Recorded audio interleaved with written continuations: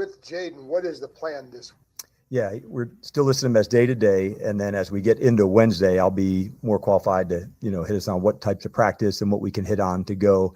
So he went through some things today, some more tomorrow, and that'll lead us up into Wednesday. But when we get together prior to practice, I'll have a better idea for the plan. We've not nailed that down for the week as of yet. Dan Quinn yesterday essentially saying the same thing that he said last week about Jayden Daniels. Day-to-day, we'll have more for you on Wednesday. But there was another question to Quinn during the presser yesterday about Jayden Daniels that also included Marcus Mariota and his impact on the timing of the return of Jayden Daniels. I want you to hear his answer to that one, and I will play it for you in a few minutes. Good morning, everybody. How about that Monday night game last night? They pitch to Gibbs. Touchdown!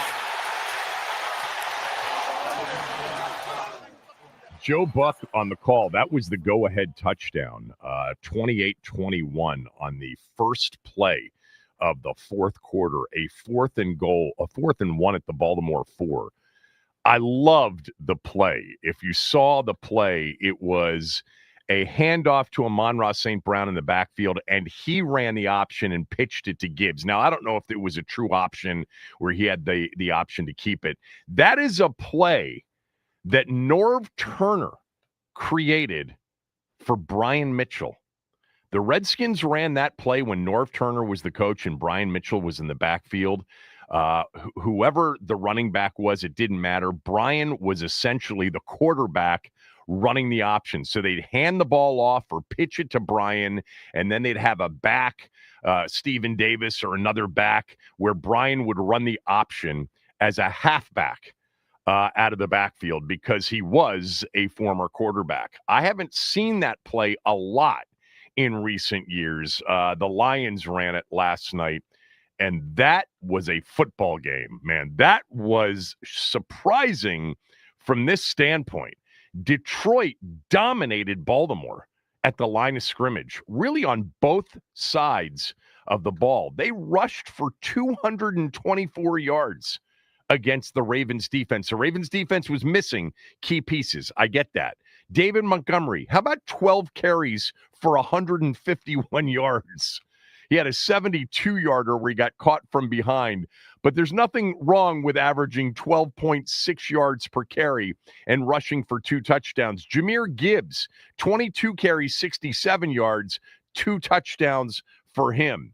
Jared Goff doesn't need to run because if you protect Jared Goff in the rhythm of an offense like the one he's in, he is really, really good. 20 of 28, 202 yards, a touchdown. No mistakes for the Lions last night. One massive mistake for the Ravens last night. Derrick Henry, in his entire career, had only had 2 fourth-quarter fumbles coming into this season.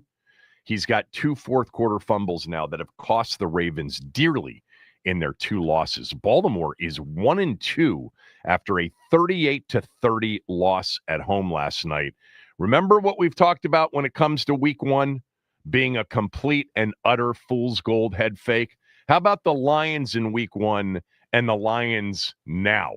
That offensive, concern, Ben Johnson's not here anymore. Did you see how bad the offense was?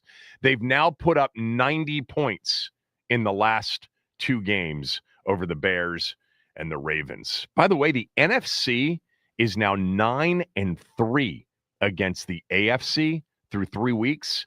What does that mean? Well, it's early, but if the NFC ends up with that kind of an advantage all season long over the AFC, once again, as we've talked about, the NFC last year being really difficult to make the postseason, it'll be difficult again to make the postseason. You'll need, at the very least, 10-7 if that kind of advantage over the AFC continues, and maybe more. Remember last year, Green Bay was the 7 seed, the last one in at 11-6. Seattle was left out at 10-7. 9-3, the NFC over the AFC to date. That, of course, can change, but the NFC is top-heavy, mid-heavy, and just loaded really, compared to the AFC this year. But God, that was a hell of a football game. In that game, how about these drives for the Lions? They had an 18-play, 98-yard drive that took 10 minutes and 48 seconds. That's the longest drive of the NFL season so far. 18 plays, 98 yards, 10 minutes and 48 seconds. That is basically a drive in which you are getting first downs on basically third downs and maybe even fourth downs, although I don't think they had a fourth down on that drive. They may have. Instead of chunk yards on first and second down. And you're just barely making the first downs. They also had a drive of 7 plays, 96 yards against the Ravens on the road on Monday night. The Lions don't look any different offensively than they looked last year, even with a new offensive coordinator and play calling. And where they look different right now is on defense, because Aiden Hutchinson is the guy that stripped it, punched out the Derrick Henry fumble. Plus, number 96, I don't know who he is. His last name's Muhammad. I've never heard of him. He had 2.5 sacks last night. They sacked Lamar 7 times in the game. 7 times. The Lions look legit. And remember last year's demise, which came in the divisional round of the postseason against our team, in part came about because they lost and had lost at that point so many players on defense. Injuries do impact seasons. There is no doubt about it. And Washington is banged up right now. Will Harris on IR. They did end up signing Darnell Savage yesterday. You know, Savage was released last week by Jacksonville after signing a deal before the 2024 season to go from Green Bay to Jacksonville. And Savage was a good player in Green Bay. He was. The issue, I guess, is coaching staff, regime change in Jacksonville, and, you know, not a fit for whatever they were doing. So Washington worked him out. They ended up signing the former Terp. And I mentioned this yesterday, but he was the guy that, you know, Kyle Smith and Jay Gruden and everybody that was a part of the organization, he was the guy that the guys that actually put the work in on the draft in 2019, not the owner, but actually the front office, the general manager, the scouts, etc. He was a guy that they were targeting in a big way until Dan walked into the room and said, no, we're going to take Dwayne Haskins. And Savage went 6 picks later, to the Packers at number 21 overall. Washington ended up trading back into the first round and selecting the other guy that they liked a lot, which was Montez Sweat. But Savage comes in for Will Harris. Lattimore, the other injury news we heard yesterday from the head coach, cleared concussion protocol, so he should be fine. Everybody else we're going to hear about really as the week goes on, and Wednesday will be the first day. And as it relates to Jayden, you know, what he said about, you know, day-to-day Wednesday this week, other than he did get an MRI and it is a knee, which is what we got last week, it was basically the same thing. And on Wednesday, we won't get anything unless he practices. We'll get, you know, an update on his physical activity, but the key on Wednesday will be, does Jayden practice? Because if he practices, obviously that is a very good indication that he is going to play on Sunday. If he doesn't practice on Wednesday, then they'll play it out until Friday. You know, I would say that if he doesn't practice on Wednesday, unlike last week, then we know that this injury was a little bit more than just a tweak or a sprain. And then we got to start wondering about how long he could potentially be out. But we'll deal with that on Wednesday. Meantime, there was a follow-up question on Jayden yesterday. JP Finley asked the question of the coach. It was an interesting one. Listen to the question and listen to the coach's answer. Good. I'm glad you're feeling all right. Last night you talked about how impressed you were with Marcus. What, if any, impact does Marcus's play against the Raiders have on Jayden's timeline and the practice plan and everything for Jayden going against Atlanta? Yeah, I think, JP, you probably heard me talk. I was probably one of the least surprised people in the stadium that he played well. Like, I just see him. I know what he is and how it goes.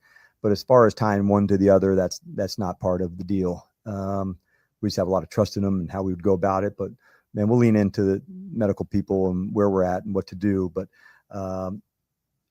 that type of preparation for him, it's just that kind of steady, consistent way. So, but they're not tied together, to answer your question. They're not tied together, to answer your question. He certainly appreciates the question. He's not about to go to what some of you, not just Sabah, are willing to go to. And that is Marcus Mariota's performances, are they perhaps impacting the timing of bringing Jayden back? That's the right answer, and I believe it to be the answer. I don't think there's really a comparison between Marcus Mariota and Jayden Daniels. Not at all. This from Van. Van writes, Kevin, I'm not in Sabah's camp on the soft benching. If you missed yesterday, Sabah called in and suggested that Jayden has been soft benched. Not a term I'm familiar with. It might be more of a medical term. Sabah is a doctor. But soft bench meaning that he was okay to go, but they haven't been thrilled with his performance, and they used injury as an excuse to get Marcus Mariota onto the field. I know. It's Sabah. We'll deal with it. And of course, that's an absurd notion. But Van writes, I'm not in Sabah's camp on the soft benching, but is the team actually okay with Marcus Mariota at the helm for as long as they need him? Look, I had somebody else, and I'm looking for the email. Somebody else wrote me and suggested, would they still be a playoff team with Marcus Mariota as the starting quarterback? What's really interesting about Marcus Mariota, and I said this after the game on Sunday and yesterday during our post-game show on Monday following the game, this is clearly his best fit of his career offensively. He's, by the way, so emotional he was the other day. Max, do you have that piece of sound of Marcus so emotional after the game Sunday? I do. Max, yes, do you have that? Can you play that for me, please? Yes. Give me one moment. I got to turn it up because it's a little quiet. First of all, God is good. I just, this means a lot to me. So it was awesome. It was such a good group of guys that were dedicated to doing their best and executing. And it was fun to be a part of today. Obviously, it made you a little emotional there. Why? A little bit. Just thinking about my journey. That's about it. The ups and the downs. And I was a part of a great franchise with the Raiders, and to see some of these guys and to play against them, it was a lot of fun for me. And I'm just a part of such a great culture, and I'll never take that for granted. And I'm just truly blessed and truly appreciative of it. Marcus Mariota's journey the last couple of years has been sort of well documented. And I mentioned to Ben yesterday when he was on, I can't remember, and I looked for the story. I could not find it, but I'll find it at some point. Basically, the story from Atlanta in 2022, where he had signed a 2-year, $19-20 million deal to come in and basically be the starter. Desmond Ridder was a rookie, and they wanted Marcus Mariota to start for the Falcons that year. Remember the quarterback Netflix series with Cousins and Mahomes and Mariota. And all of a sudden, Mariota, who actually had a decent season, almost came here and won. But he got benched late in the year, or it was early to mid-December, and then was placed on injured reserve with a knee injury and essentially left the Falcons to go home. And there was in that quarterback Netflix series, there was a lot, sort of talked about what happened to Marcus Mariota in the series. Like the last 3 or 4 episodes, there's no Mariota. He was dealing with a hell of a lot. The relationship with Arthur Smith, the head coach, was very much strained at that point. He had been with Arthur Smith in Tennessee when he was a coordinator. He came back to the team. Ultimately, he was released after the season, and he signed a 1-year deal to play in Philadelphia, in which he really never hit his stride. And in fact, there was real issues from a mental health standpoint with anxiety, yips, belief in himself, out on the field, not being able to throw a football the proper way. There was a lot that was going on that essentially he contemplated, what am I doing? Why am I still trying to do this? It's not making me happy. And then came Washington and signing here in March of 2024 and a 1-year deal to back up a rookie quarterback in Jayden Daniels.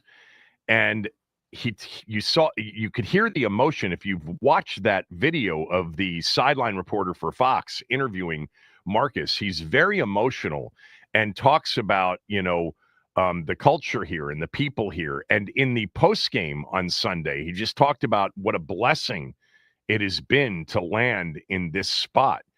It is essentially resurrected not just his career, but the way he feels about football. And I was thinking about this, and I'll get back to, Mariota's play here and whether or not that impacts the timing of Jayden's return. But, Marcus Mariota is only 31 years old. He turns 32 at the end of next month, October 30th. There will likely be opportunities for Mariota at the end of this season if, let's just say, this is the only start. Let's just say the Raiders game is the only start. Now he's got a start. He's got basically a 3.5 quarter performance from last year against Carolina. He's got the half against Dallas. He's been resurrected as a player, and we know how desperate teams get for quarterbacks.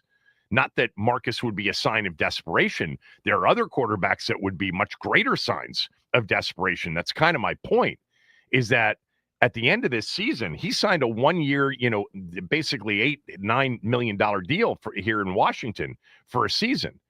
He may have an opportunity to go somewhere and be a starter next year, or certainly legitimately compete to be a starter. 32 years old at that position, you're basically in the middle of your prime years at that position. No other position in the league, but that position. And he's learned a lot and he's developed a lot.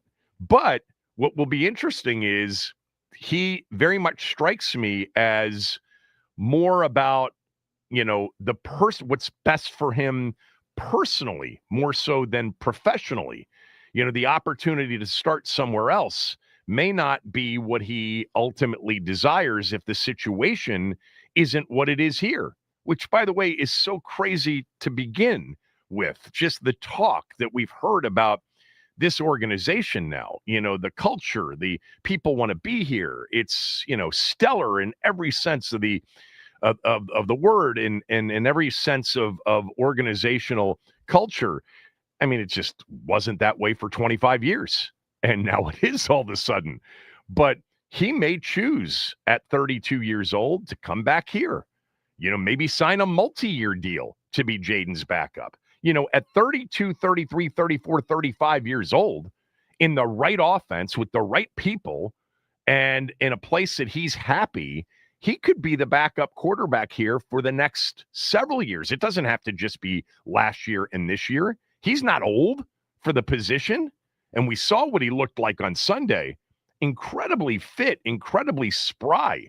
I mean, that looked like Heisman Trophy winner Marcus Mariota on Sunday. Now, back to, Quinn, saying what he said, which is, this is, this in terms of whether or not they're tied together, Marcus's performance, Jayden's return to play. No, they're not tied together, and they shouldn't be. We can't get, crazy here after a phenomenal performance. By the way, one of the highest rated quarterbacks in the NFL on Sunday per PFF. He had a grade on Sunday of 86.5. All right. It looks like maybe Josh Allen had a better performance. Sam Darnold had a better performance, perhaps. But that's, let me just look at that again. The guy that tweeted it out, he didn't tweet it out very clearly. I guess it was the third best QB performance per PFF in the league on Sunday.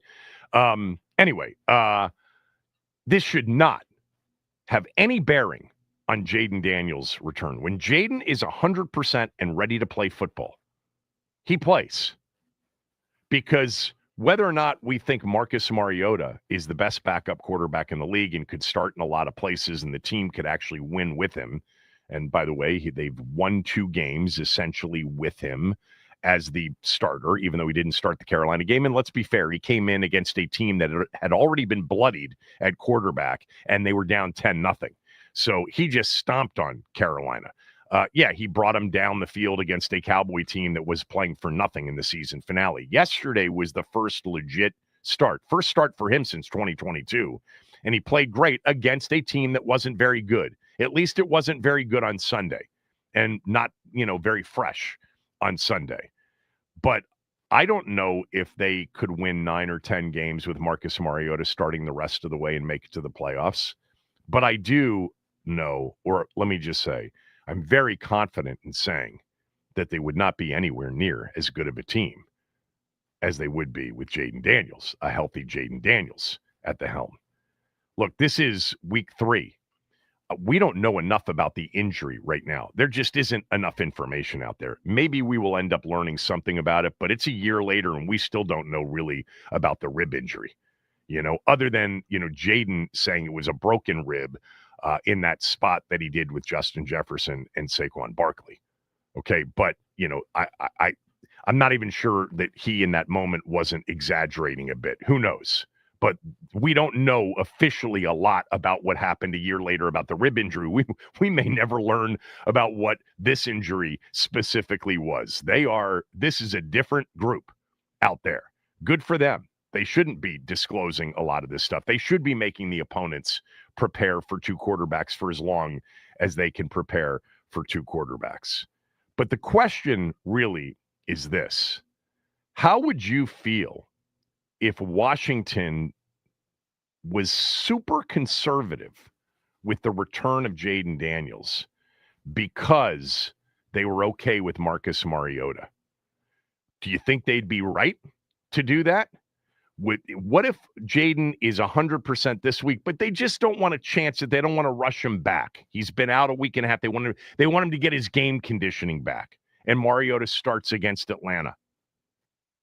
What do you make of just the idea that the organization, even though Quinn said absolutely not tied together, and I believe him, but I have a feeling a lot of people don't necessarily believe him.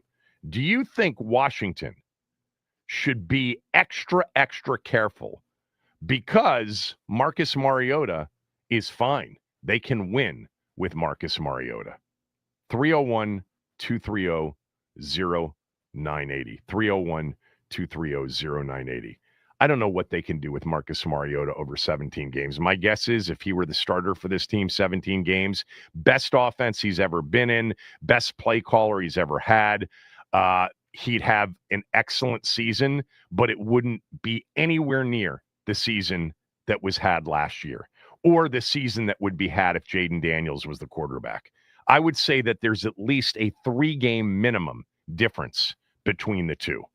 So I'm not even considering that, but I have a feeling many of you might be. 301-230-0980. Kevin Sheehan Show, the Team 980 and the team980.com.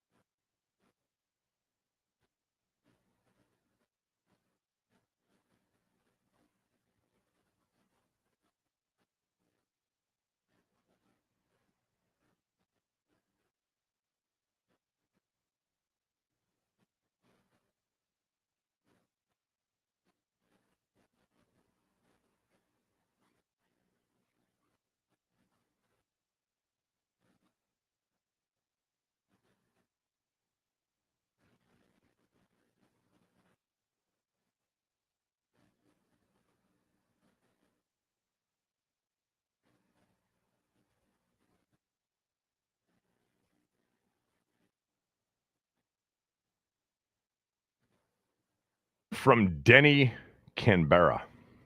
Kevin, hi from down under, mate. I think Mariota is a starting NFL quarterback and confident. Jayden looked rusty in Green Bay. Don't rush him back. Thanks, mate. Thank you, Denny. The question at 301-230-0980 is simple. Do you think Marcus Mariota's level of play should impact the timing of Jayden's return to the field? I'll tell you what, it's a hard question if we're really being thoughtful about this, because we don't know what Jayden's injury really is. We know it's a knee. We don't know anything about it other than it is some level of a sprained knee. There was reporting on it over the weekend, but still, even the reporting was borderline vague. You know, I think maybe the best reporting was from our guy Jeremy Fowler at ESPN, who said Jayden Daniels is out for this week, and it wasn't even close, which begs the question, what is he looking like for week 4, meaning this upcoming week? Jeremy said on the pregame show on ESPN, so I checked with a source over there who said it's just too early to tell on that knee sprain. They want to see how he responds. We just don't know enough right now about the injury. So it's hard. Like, if there's, you're not rushing Jayden back in week 3 or week 4 if that knee isn't 100%. I am totally down with that. But if he's 100%, you don't, slow roll his return because Marcus Mariota is playing well. Look, it's great to have the option of a backup quarterback playing well, a backup quarterback that you think you actually can compete with. Can you compete with him? Can you win with him against the Chargers in 2 weeks versus the Raiders and a Falcons team that's floundering a little bit, at least for 1 week? Maybe. But we don't know that. I mean, to me, there's not a comparison between the two quarterbacks. All due respect to Marcus Mariota, who I like. He's such a likable guy. And he is in a great situation for him, which really works for the organization. It's a great situation for the team, the organization, Jayden himself. But there's not really a comparison, in my opinion. Do you think Marcus Mariota's level of play should impact the timing of Jayden's return? I don't. I think that when Jayden is healthy and 100% ready to play, he walks right back out onto that field and is Jayden Daniels again. Does anybody really think that if Jayden had played on Sunday against the Raiders, that they wouldn't have had the same results? Why? Because he looked confused. He looked battered and beaten against Green Bay. I mean, completely different. Apples and oranges games, opponents. Because, there were 3 or 4 drops and 13 penalties against the Giants, and they just weren't clicking. Yeah, he was a little bit inaccurate. He was. He also was accurate on a lot of balls. The result would have been the exact same or worse in terms of the score. I mean, they would have named the number with a healthy Jayden Daniels in the lineup. All right, 301-230-0980. 301-230-0980. Again, the question is, do you think Marcus Mariota's level of play should impact the timing of Jayden's return? Cam, kick it off for us. Go ahead. What's up, Kevin? How are you doing this morning? I'm good, Cam. So I think it's one of those things that 2 things can be true. One, Mariota looked great against a mediocre team. 2, Jayden hasn't looked at, elite Jayden level. But, I'm 100% with you. If he's 100% healthy, there's no medical concern, he's playing. It's just no question. It shouldn't even be a debate. But I think there is some nuance in it. But I'm with you 100%. It shouldn't even be a debate. Yeah, I guess one of the things that has come out, the last day or so, and it was there before even the Raiders game, is that somehow Jayden didn't play well in the first 2 games. He didn't play well against Green Bay. You know what else is true about that game? Nobody else played well. All right. Everybody played poorly on offense against Green Bay. They were absolutely suffocated by a much better team that dominated the line of scrimmage. Dominated. the line of scrimmage. Not to mention short week. We saw what happened last year in the short week, all of that on the road, etc. The accounting of the Giant game has gotten a little bit sideways. Jayden didn't play poorly against the Giants. He was a B plus level player. He had multiple balls dropped. It was the penalties that derailed a lot of the drives. Yeah, he was a little bit inaccurate on a couple of throws, missed Terry deep. But, he had, 240 yards passing. What was it? 68 yards rushing, 233 passing. We said, compared to the expectations for Jayden and his A-level games from last year, it didn't look like those. But if we had not seen all of those last year, we would have said he played pretty well against the Giants. A game that was, by the way, never really in doubt at all. Let's go to Scott in Annapolis. Scott, do you think Mariota's level of play should impact the timing of Jayden's return to the field? I got to tell you, the first couple games of the year, Jayden didn't look like the Jayden of last year. I felt like there was some kind of second-year regression. He didn't look confident. Even against the Giants. And, he missed a bunch. I thought he missed more balls than he should have. And, his running reminded me of RG3. As a matter of fact, when he got hurt, it looked like RG3 running. But my other thing is, drop balls. Why is Noah Brown on the field? Luke McCaffrey should be out there. That kid doesn't drop a ball. Noah Brown cost us, I think, a couple of first downs on that field. So I just think that he needs to heal up. Let him heal up. Marcus Mariota can carry the ship in the meanwhile, and then get back on the field. Maybe just need to sit back and take a look at the game from after a couple of them and regroup and come back strong. All right. Thanks for the call. You're certainly entitled to your opinion.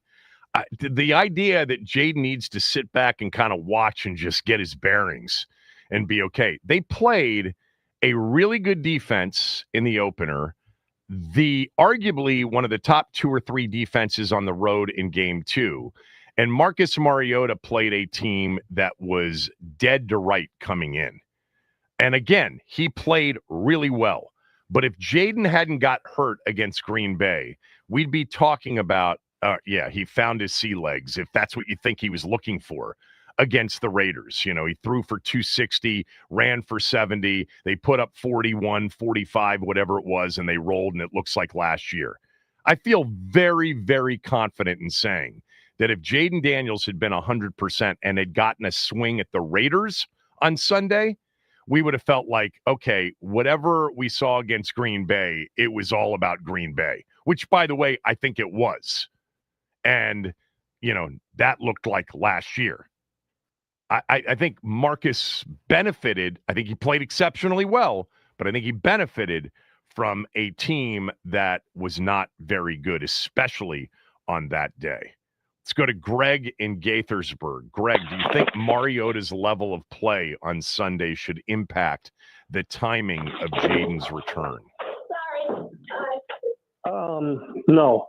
I think if Jayden's healthy, 100%, he should be out there. And the other thing, too, I think, his roughness and just not being as sharp may just be a result of, not playing a lot during the preseason. Right. So if he's healthy, play. If there's the slightest doubt, I would not let him play, considering we have San Diego the following week. Let him get strong, let him get healthy, and then roll with that. Yeah, thank you for the call. I think the hard part about this conversation is we just don't have any idea. For all we know, and I don't think this is true, but no one has said it can't be true, is that this, has been all along, right from the jump, a multi-week injury. That's in play right now until we find out that he's practicing Wednesday and he's getting ready for the Falcons. By the way, the Falcons defensively, I understand what happened on Sunday against the Panthers. I do.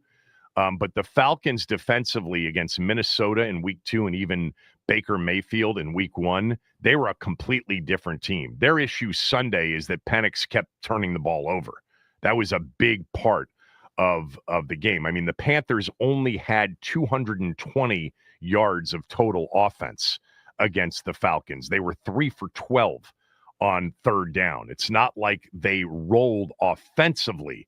I mean, Bryce Young had 121 yards passing in the game. It was all about the turnovers. Atlanta coughed it up 3 times, including a pick 6. So Atlanta at home, coming off that loss, will be a much better, in my opinion, defensive test than the Raiders were. They won't be the Packers. They won't even be the Giants in week 1. But they will be a better test for whomever the quarterback is on Sunday than I think the Raiders were. Let's go to Chad in Nashville. Chad, go ahead. Man, Kevin, it's September and we're 8 months removed from January, and it's a Wednesday, and we're having this conversation about. Are we kidding? What are we talking about? I've been thinking about that. I've been thinking about it. I'm like, I can't believe that I've actually gone down this path of having the conversation. But I listened to the Zoom presser yesterday, and when JP asked that question, JP Finley, I'm like, that's a really, really good question for today, because I do think it's on the minds of many because of the way Marcus played. And Quinn completely shut it down. And by the way, I believe Dan Quinn. I think, like, if anybody out there is listening to this conversation, I believe they are rolling their eyes going, are you serious? The dude was borderline MVP caliber last year. We played the Packers on Thursday night. Did you see our line of scrimmage? They basically set up shop 5 yards into our backfield. Come on, which is true. I get it. But I got 3 hours. Listen, they don't. Well, but listen. So I want to put something in perspective for people. One, the Raiders did hold the Chargers to 20. Does that mean anything? No. But here's why. It's week 2. Week 1, how many starters played at all in the preseason? And how many players barely played at all and didn't even play a full game? You do a full game, opening game. Then you go 4 days later to Green Bay, a legit contender. And you didn't really whiff.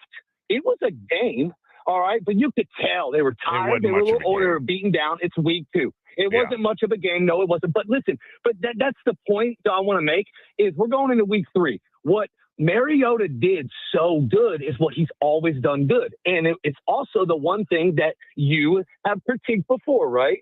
Is the read option with Daniels. Now, he needs to get better at that. The one thing we saw so great on Sunday was that freaking pull. That's when you needed to pull. The game would have been the same no matter what if Jayden was in there. But you have to understand that we're looking at a game that Mariota did what he does best. All right. And you're going up against the Raiders. But if you look at his spring and when it says they said, right, it's not severe. Okay. So that means we got 2 options. It's either moderate or it's a low one, which is about 2 to 6 weeks. So if he sits out this week, that's 2 weeks. All right. Then I think we would be concerned if it's past the 3rd. That's what I think. But this talk about he needs a soft bench. Sabah, I think she brought that up to you before, Kevin, either last year or the year before with Sam Howell when they benched him. She brought up that term soft bench. And I think you even said the same thing. Never heard that term before and kind of laughed it off. But I bet you if you go back, Sabah will say, I've said that before about either him last year when he was like kind of having a stretch. You know, Sabah, she loves the hop. You know what I mean? So I feel like this is just silly, obviously, but put that into perspective a little bit the last couple of weeks, especially Sunday with that read, the read option. Yeah. Look, he looked great. I was thinking about something as you were talking. If they had opened up with Green Bay and then they had played the Giants on Thursday Night Football at home, I think that those first 2 games would have been viewed differently. Green Bay, week 1 is, head fake, rusty. You're playing football for the first time. they won the game. They won it in dominating fashion, even though the score didn't necessarily reflect that heading into the fourth quarter. Jayden had a decent game. It wasn't a bad game. It just wasn't one of his great games, which we just got used to saying every week last year. But it was week one. You know, if week two, the Thursday night game had been against the Giants and the rusty game would have been against the Packers, I think we may have felt a little bit different, or some would have felt different. I don't feel any differently about him at all.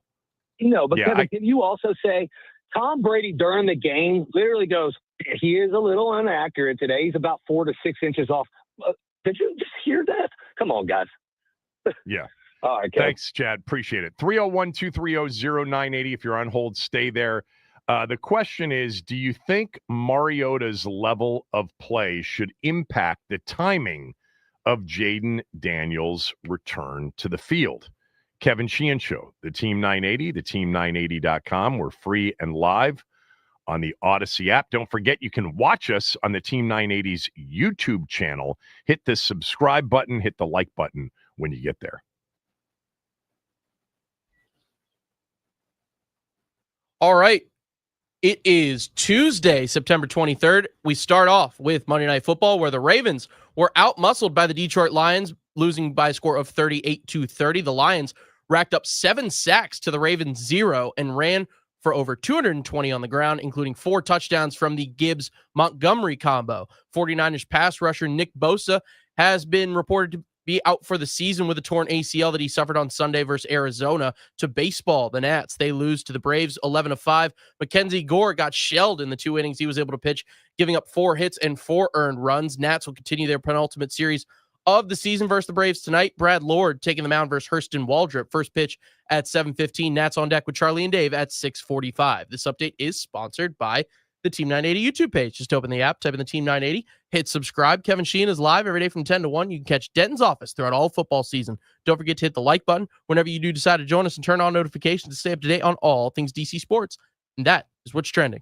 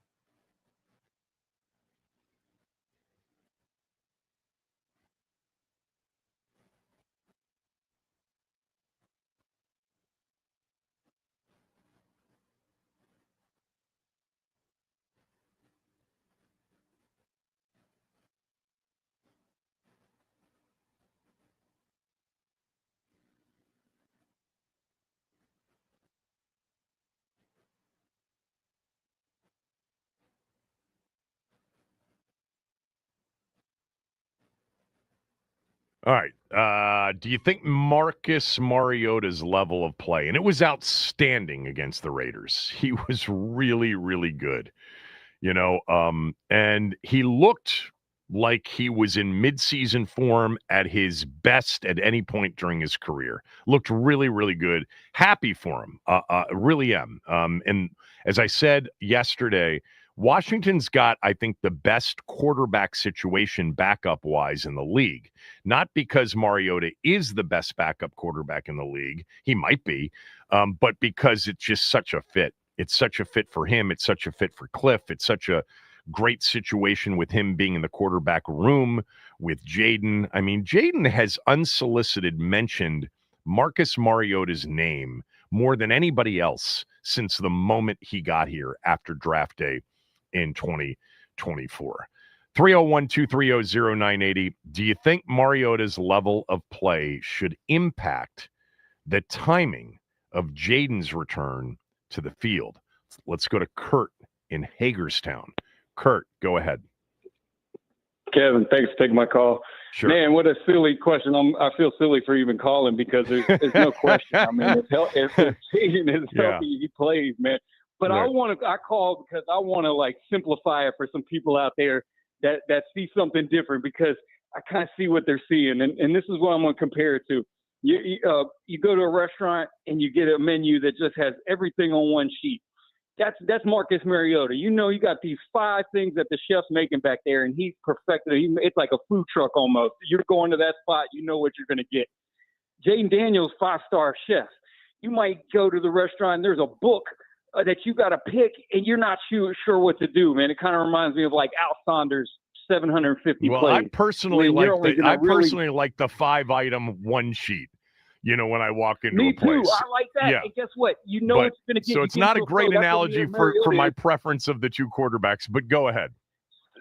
So this is what they should do, man. Just give Jayden Daniels Mariota's menu. The RG3 menu. I know he can see the whole field 5 wide.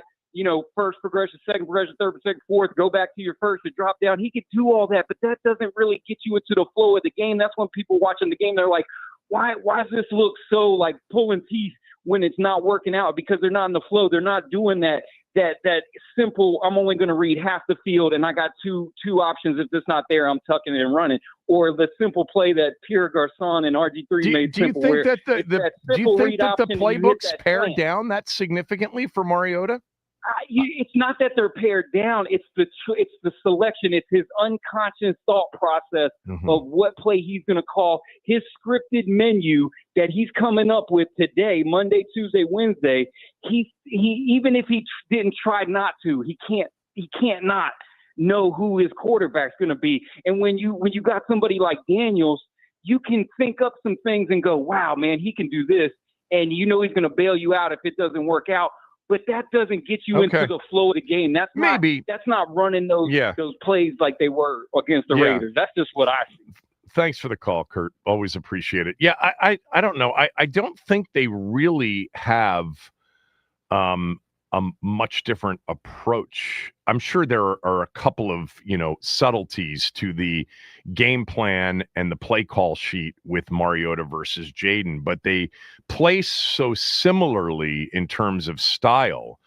I mean, I think that the one thing that I really, and I know I've harped on this, and it's been a small nit to pick. I concede that point. I do think in the zone read game and the option game in particular, Jayden's made the wrong decision multiple times going back to last year. He's already made the wrong decision twice this year, and I think those are big plays to be had. I mean, and Marcus on that 22-yard, run on the play that he fumbled on, he also has, a lifetime of running that. Jayden ran a lot of that in college. It was somewhat similar to LSU, a little bit different though at Oregon with Chip Kelly. Definitely a little bit different with Mariota there. All right, let's go to Jalen. Jalen, go ahead. Do you think Mariota's level of play on Sunday should impact the timing of Jayden's return to the field? Hey, good morning, Kevin. Jalen, what's up? I feel like that Mariota, his play, it should not have any impact on Jayden's time and getting back on the field at all. When you talk about Jayden is arguably one of the best, if not the best player on the field from a week-to-week standpoint. And looking at the landscape of the NFC as a whole, I mean, you touched on it with Detroit, Green Bay, Tampa. I mean, the margin for error is so small, especially with Philly being in our division. If Jayden shows that he's healthy enough to play, I think we put him out there in the field because he gives us the best chance to win, period. And I think that the way how he elevates the talent around him, that is what we need, more often than not, especially dealing with, some of the injuries that we need and just his game-changing ability that he has. It just goes a long way. And without question, if he's ready to play, we should not hesitate because I feel like he's still trying to find his groove and get into rhythm, especially with it being early in the season. And the quicker we can get him back on the field, the more time that he has to do that. But I just feel like he just gives us the best chance to win games. Yeah, me too. I appreciate you taking my call. Thanks, Jalen. I completely agree with that. All right, I see everybody else on hold, and also to my friend Ted. Chip Kelly did coach Marcus Mariota, I think, for a year or two. I'm looking it up right now. I know Helfrich came in afterwards, but I thought that Chip Kelly coached him for at least a year or two. I'll look that up. Maybe I'm wrong about that. No, he was his coach at Oregon. I remember. Yeah. Mariota's time at Oregon, he won the Heisman in 2014. Helfrich was the coach in 2014. Okay. Helfrich was the coach in 2013, 2014. Kelly was the coach through 2012. So I guess first 2 years with Kelly, the last two with Helfrich at Oregon. All right. If you're on hold, we'll do this for another segment. Do you think that Mariota's level of play, the confidence that everybody seems to have, I think justifiably so, in Marcus Mariota, should have any bearing or impact in any way Jayden's timing to returning to the field? Kevin Sheehan Show, the Team 980 and the team980.com.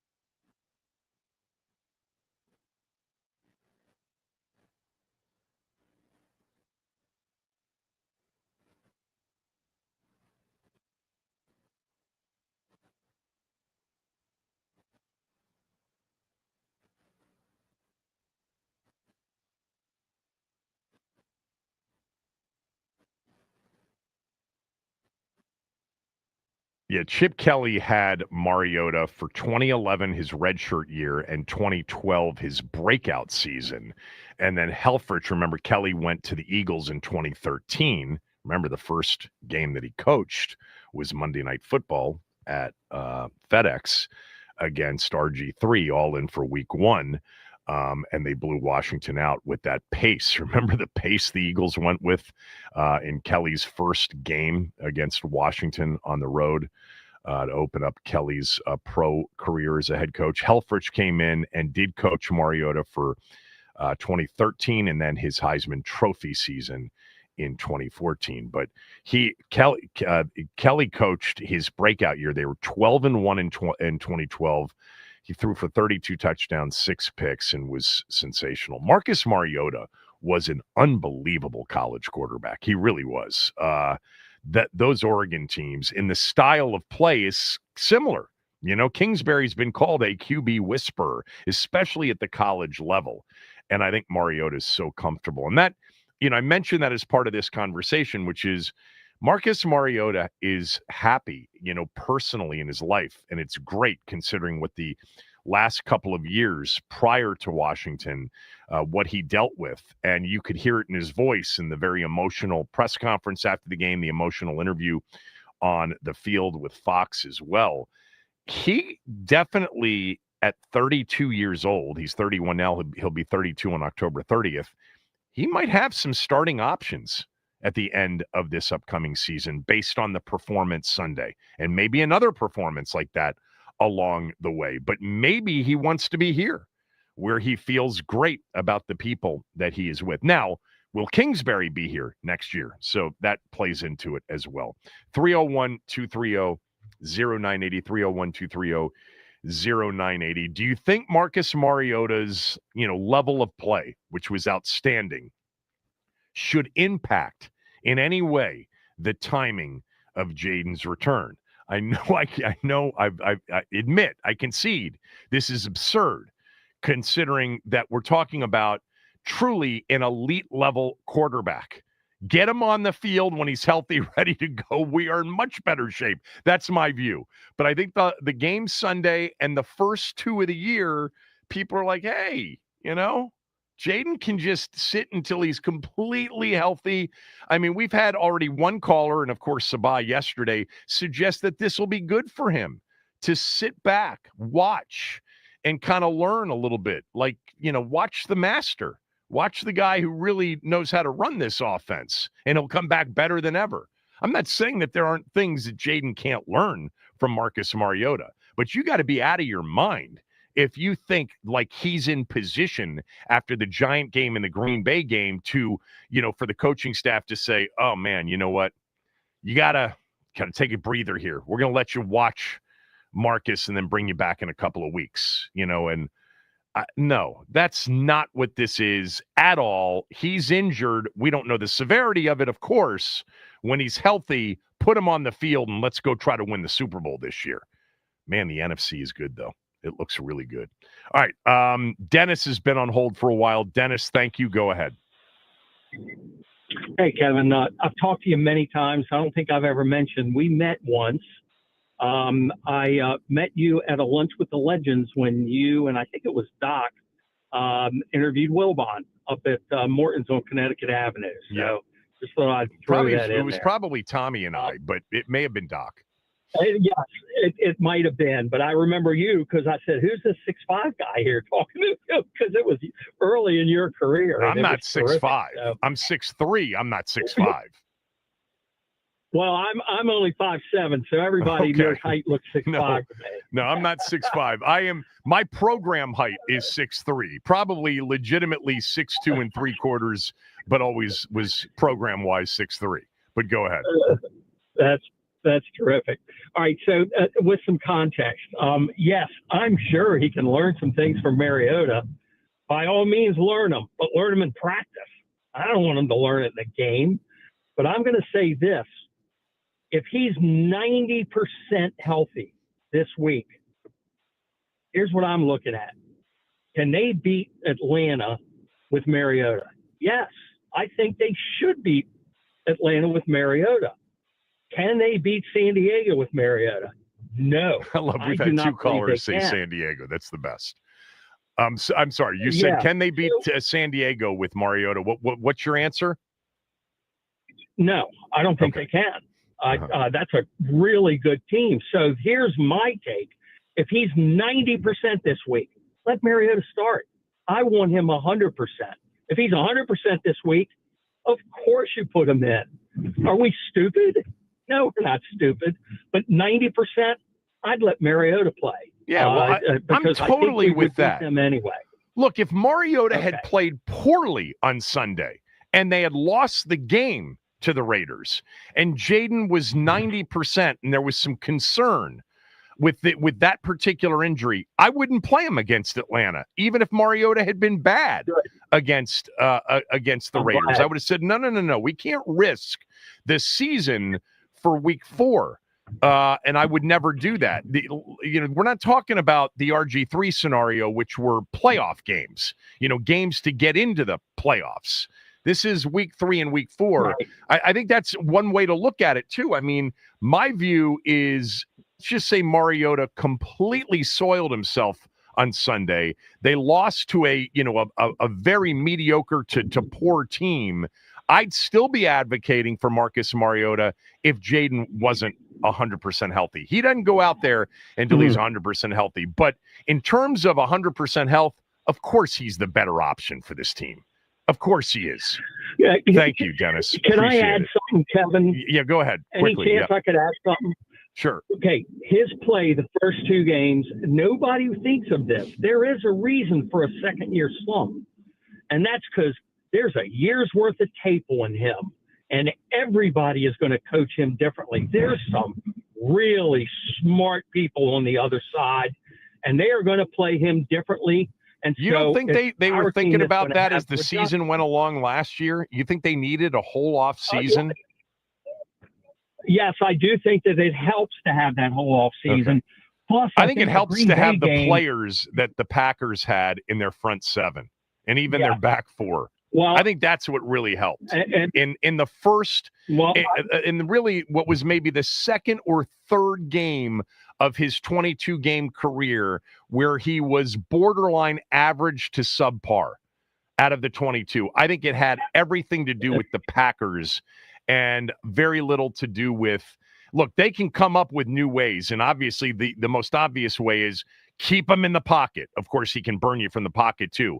But you got to have 4, not 5 or 6 to keep him in the pocket. And the Packers rushed 4, dropped 7 in coverage. Yes. We couldn't block them, and we didn't have anybody that got open in that game. That was the issue with that Packer game. But thanks, Dennis. I appreciate it. Let's go to Billy in Chantilly. Billy, do you think Mariota's level of play should impact the timing of Jayden's return?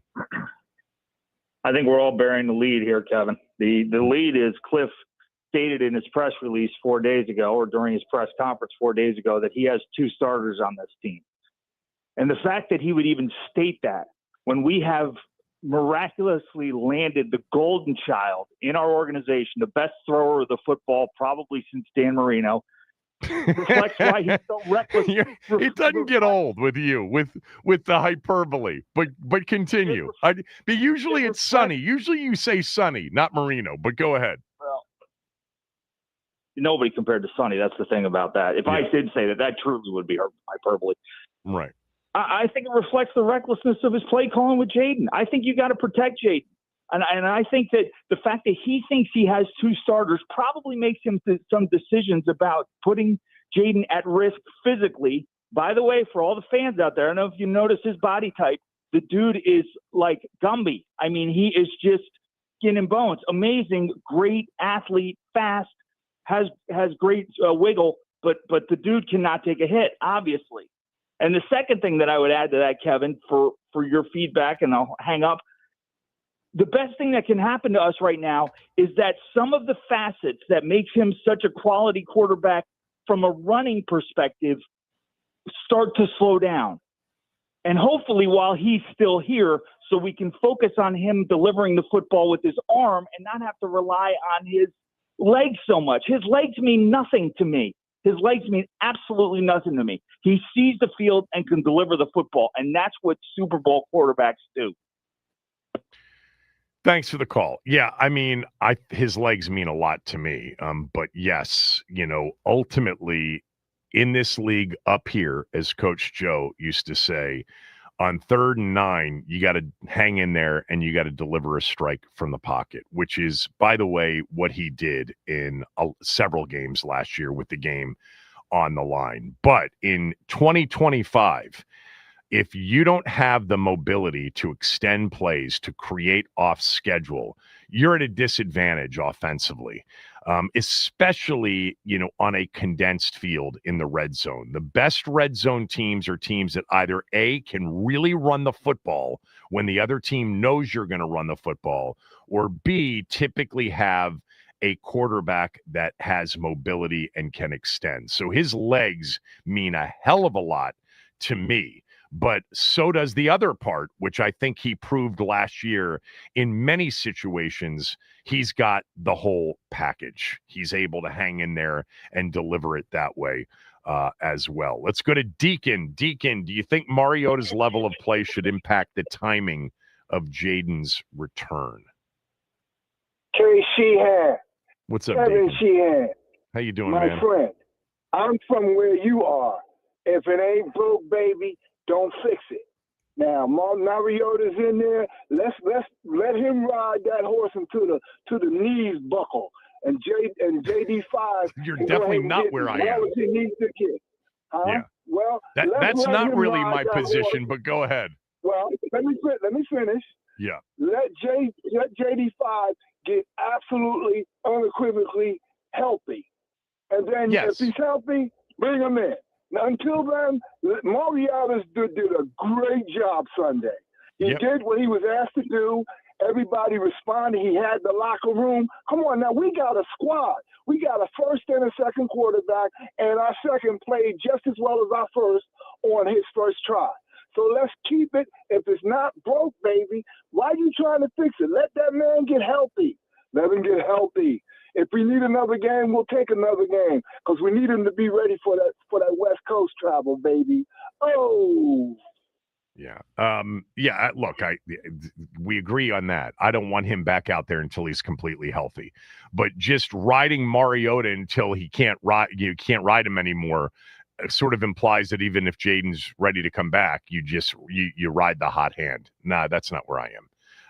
I'm not there. Let's go to Jason in Laurel. Jason, should Mariota's level of play impact the timing of Jayden's return? Kevin, of course not. And I'll be honest with you, is why I called in. I heard some things that people were saying, and I was like looking around. I'm in a room by myself. What are they talking about? Yeah. JD5 is one of the best things that's ever happened to this city. We shouldn't. And I'm sure he's learning lots from Mariota. Yeah, part of me thinks that's true. I'm sure he's learning lots from Mariota. And you said this maybe 10, 15 minutes ago. Jayden has said that he likes Mariota and he's learned a lot from him. Yeah. But look, I think there's an overreaction.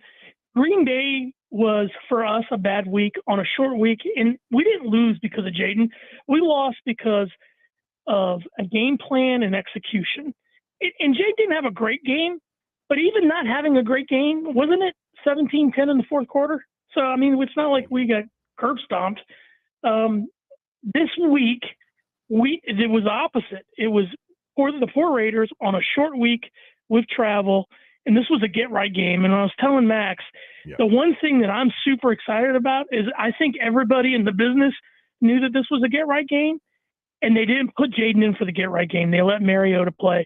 The quarterback room is probably our deepest room that we have on this team because the roster isn't where it needs to be at, and I'm fine with them letting Mariota play.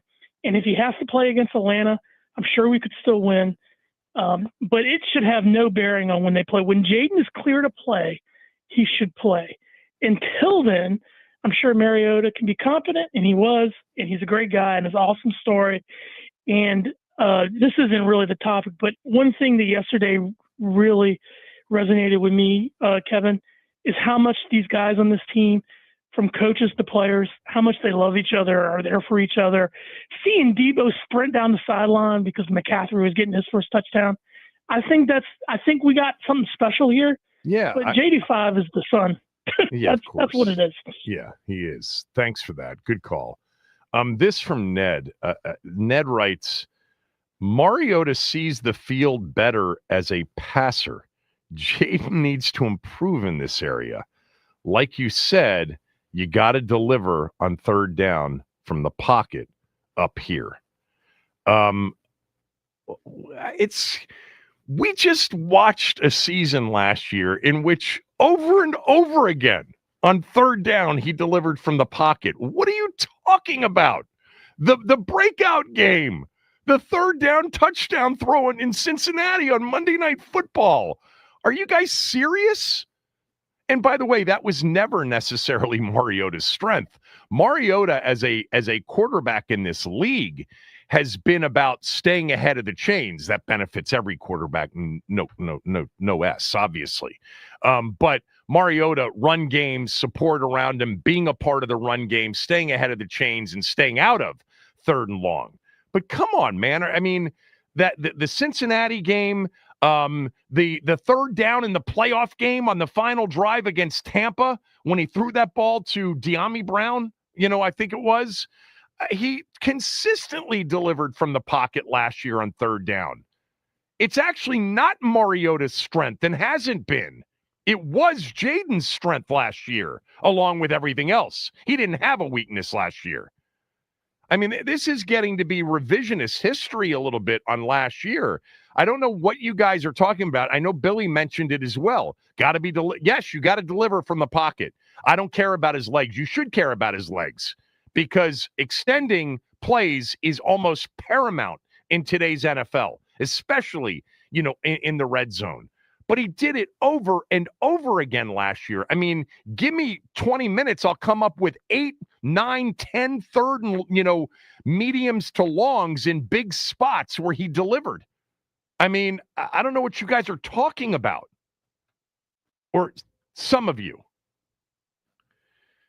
Do you think Mariota's level of play should impact the timing of Jayden's return? Let's go to Paulie. Oh, wait a minute. Aubrey in Vegas needs to get on immediately, I guess. Why? Aubrey, go ahead. Oh, Kevin, that wasn't your note. I'm sorry. Go ahead, Aubrey. No, there's a note here from Max. It says, play him ASAP. And I thought he meant put him on ASAP. I didn't know what that meant. But I guess that's your response. Go ahead. Well, I appreciate it. Thanks. Yeah. Longtime Skins fan. I'm a big fan of yours. We're out west and we listen to you all the time. I just want to say that I'm in total agreement with you and several callers that this whole conversation is ridiculous. And I just have to say this.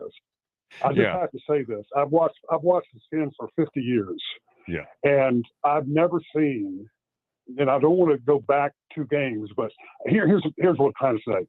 I think that the whole issue here is the schizophrenic play calling of Cliff Kingsbury. I thought that the Green Bay game was a disaster where he just left the run, didn't even try to run the ball. Your linebackers stay deep. They can't throw the ball. Jayden's back there with a lot of times with an empty backfield. The Green Bay line is teeing off. He didn't have a chance. In fact, I thought one of the greatest things about Jayden in the Green Bay game is he didn't throw an interception. He didn't turn it over. I think that's why they stayed in the game. So anyway, and I think you saw it play out. I think there's a big story here. I think you saw it play out on the Monday press conference. Coach Q mentioned twice, with nobody even asking him. Right. He mentioned it twice that they didn't have the proper balance.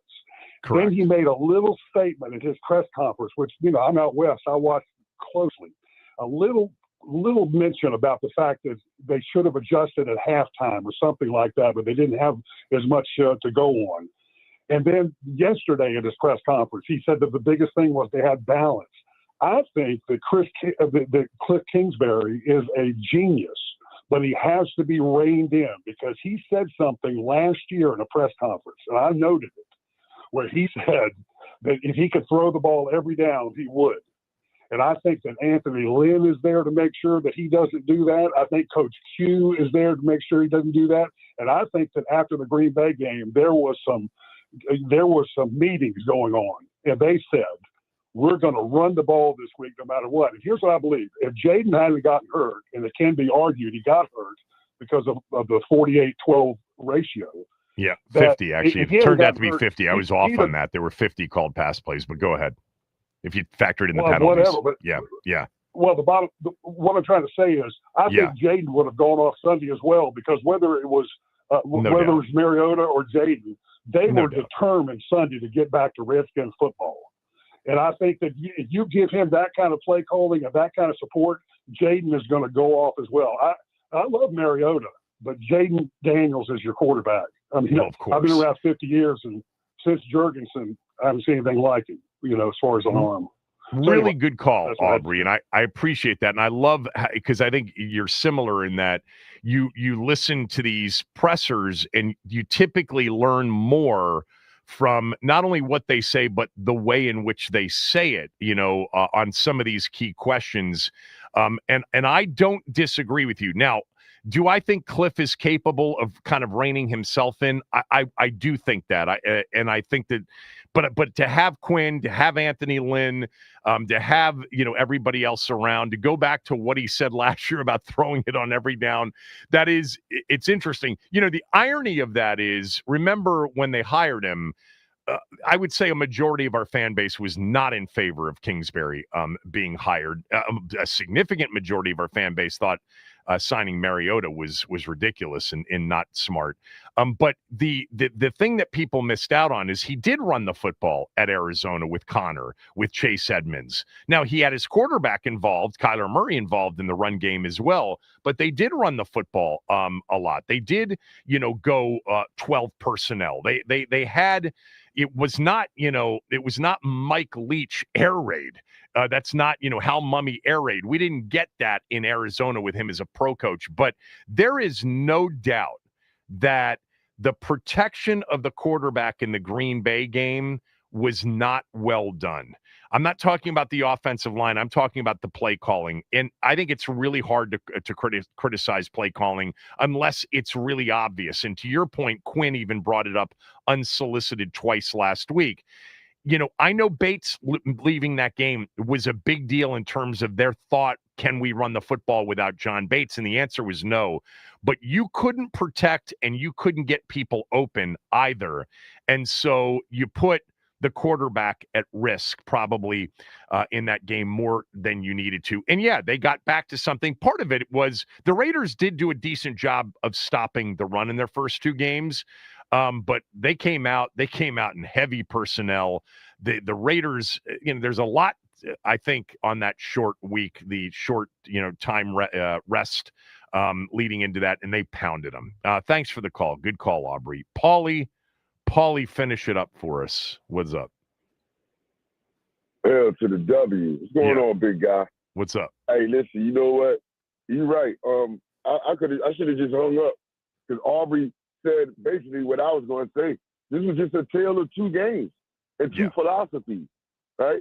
And this against the Raiders, that's the identity Quinn wants to have for this team, a physical team. Green Bay, we was playing on our heels the whole game because we was passing the whole game.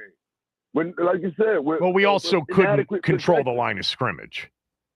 That's my whole point. It wasn't about control. You can't control the line of scrimmage if you don't have a game plan to control the line of scrimmage. If you just want to throw the ball, and then and also saying that, you asked a question about the solution of keeping Jayden from taking them hits, and I said it, and a lot of other callers said it. You got to make some changes on the offensive line. Well, they had two new starters in there on Sunday. Right. You know what I mean? So that's a difference right there too. But yeah, I agree 100% with Aubrey, man. It was about a different attitude and a different philosophy. I'm not taking nothing away from a different opponent Mariota, too, Paulie. A different opponent as well. No, but still, you got to have that same attitude against every opponent. You can't say, "Well, I'm a pea foot against this opponent because they got a strong defense, but I'm going to stick my chest out against this opponent because I don't think they have a stone. You got to have the same tough guy, physical football attitude every time you go out on that field. And we didn't play like that on Thursday night. The scheme wasn't like that on Thursday night. It was like that on Sunday. Now we got to see if we're going to carry it back over into this Sunday against a good defense. You know, so yeah, but I'm not taking that away from Mariota. He played a good game and everything, but I'm telling you what, if that was Mariota out there on Thursday against Green Bay, it might have been 34 to 41 to 20 Packers and not, you know, a 9-point loss. It could have been a 17-point loss because he wouldn't have survived that game either. Right. You know, so I agree 100% with Aubrey, man. Y'all have a good morning, man. I completely agree with that too. We've thought about, you know, it from the what if Jayden played healthy Sunday against the Raiders, it would have looked the exact same. They would have blown out the Raiders. He would have had a great day. But to look at it the other way, if Mariota had been out there against the Packers with 50 called pass plays, 12 runs to the running backs, not being able to block 4 rushers, can't get open against 7 in zone coverage primarily, it would have probably been even worse. So again, like Paulie said, no disrespect to Marcus Mariota. He really played well, and he's played well every opportunity he's had. And I do think, you know, and I'm sitting here watching the play in which he fumbled on. It's such, you know, they're in that diamond formation, which, you know, they run with Jayden too, but it's a zone read, and he reads it perfectly. Max Crosby crashes down, plays Rodriguez. And he keeps it, and he looks fast. I mean, Jayden's fast, obviously. I do think that specific play, the zone read stuff, I think he is really, really got great feel and reads it correctly a lot. But I've had coaches tell me this. I've had, you know, Jayden's quarterback guru tell me this, you know, Taylor Kelly. It's, you know, Steve Suter said it last week that it's not an easy play for quarterbacks all the time. You know, the DNs, the outside edges can really make it look like they're playing quarterback or make it look like they're crashing down. It's not always the easiest read, but man, Marcus did make it look easy. But yeah, 100% on the last 2 calls. I agree with that. The only thing I would say, Paulie, is that I never have a problem with, we don't think that the best way to attack our opponent is to line it up and play, you know, slobber knocker, you know, run the ball down the throat football. We actually think the best way to attack this team is through the air. I don't care how you move the football and how you score points. Just figure out the best way to do it. I get it. There's a mentality. There is a personality that you want to have, and very often the best franchises in terms of the on-product field do have an identity, you know, Baltimore, Pittsburgh, etc. And it would be great if our franchise, you know, developed that kind of an identity. But move the football the way you think you should move the football. The problem with the Green Bay game is what they had in mind had no chance, and they never went back and tried something else. All right, good calls. When we come back, through 3 games, who are the top 3 performers on this team? They're 2-1. The first 3 games are odd in that they got beat so badly by Green Bay. You know, the win over the Giants was a win, didn't feel great. The win over the Raiders felt good, but the opponent may have had something to do with it. But through 3 games, who are the team's top 3 performers? There are a lot of options. I'm going to give you my top 3 performers through 3 games when we come back. Max will give you his. If you want to weigh in, you can do so. Your top 3 performers through 3 games on this football team. I think they're a lot different than we would have guessed before the season began. Kevin Sheehan Show, the Team 980, the team980.com. We are free and live on the Odyssey app. I do want to tell you about Foley Mechanical. They are a full-service HVAC contractor, and they have been a big help to the Sheehans. We were having issues with our HVAC. My wife and I didn't mess around. We called Foley Mechanical, and Dan Foley himself came out and dealt with it directly. It was super impressive. Dan owns 100% of the company. It's not a franchise. It's not some big private equity firm. He controls the quality from the equipment to the people he hires, and his team, first class, professional, skilled, really smart. Foley Mechanical is full service, heating, air conditioning, hot water, and boilers.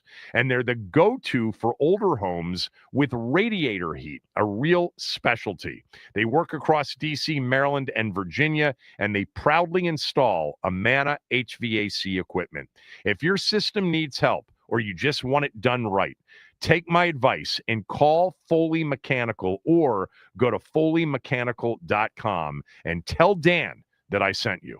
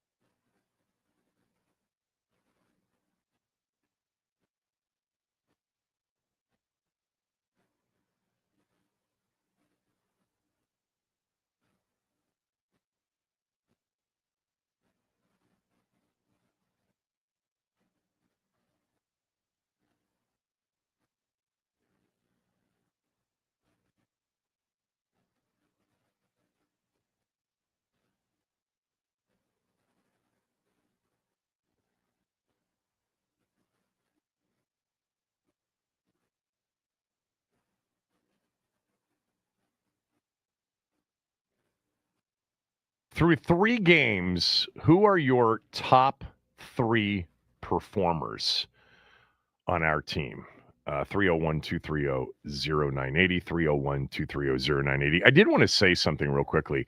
Have you seen some of Jacob Young's catches the last couple of days for the Nats, including the catch he made last night against the Braves and the catch in which he basically, had a chance against the wall against the Mets. The ball fell out, but then he kicked it up with his foot and caught it on a second opportunity, hacky sack style. Have you seen those catches? Yeah, dude. He finds a way every late September, early October to just turn into this defensive demon. It's very impressive. I like Jacob Young a lot. Well, what he did with the foot, that is an athlete. That is what, there are different ways to describe athletes. Sometimes it's, size, speed, leaping ability, all that. But then there's the super coordinated athlete, the guy that may not be the fastest, may not be the quickest, may not jump the highest, but the hand-eye, the foot-eye coordination, that's an athlete right there with that description in terms of coordinated.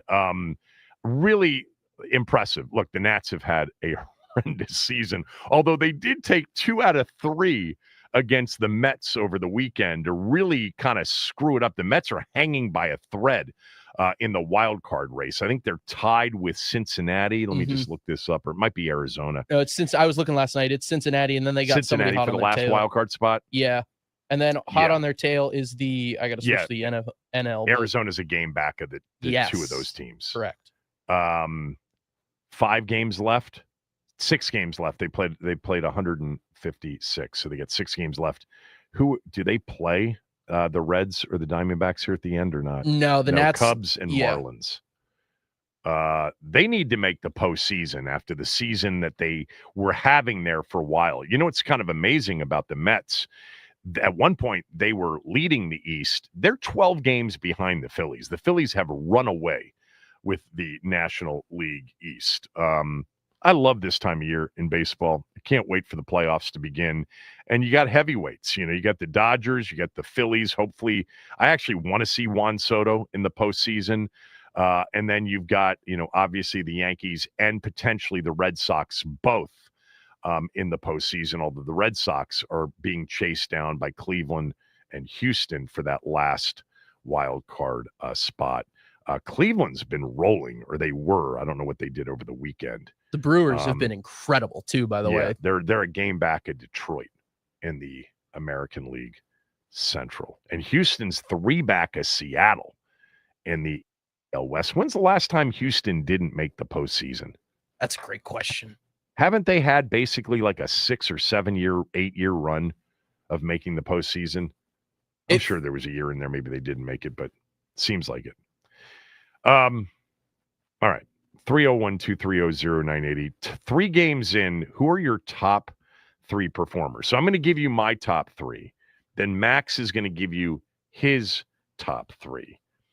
My number 1 performer through 3 games, Dorrance Armstrong.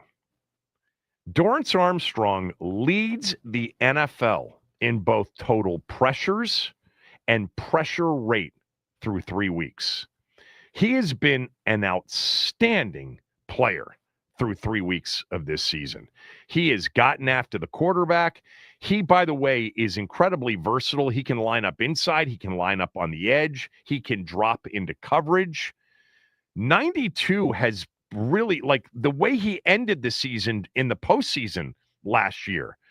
Dorrance Armstrong, for me, I did talk about him over the summer and thought there was a chance he could have a big year. Like if the defense was going to turn it around and be a better defense this year, I thought Dorrance Armstrong would have a lot of say in that. He leads the team in 3 sacks. He's got 3 sacks through 3 games. Again, total pressures, 18, number 1 in the NFL.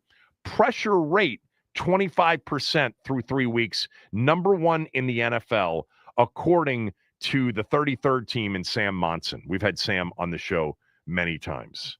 Dorrance Armstrong, my number 1 performer through 3 games. Number 2,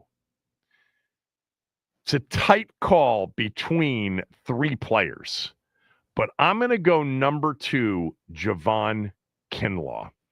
I think the defensive front just is different than it was last year, and it's the reason that I am optimistic. Now, we got to see it against better offensive teams.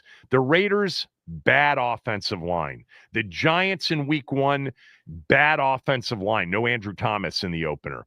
And then, the Packers I thought they did a decent job against the run against the Packers, but the bottom line is the Packers got what they wanted whenever they really needed it. So I need to see it against better teams like the Chargers in a few weeks to really believe in the, overhaul of the defense producing much better results. But I am optimistic because of Kinlaw in particular up front and the season Duran's having.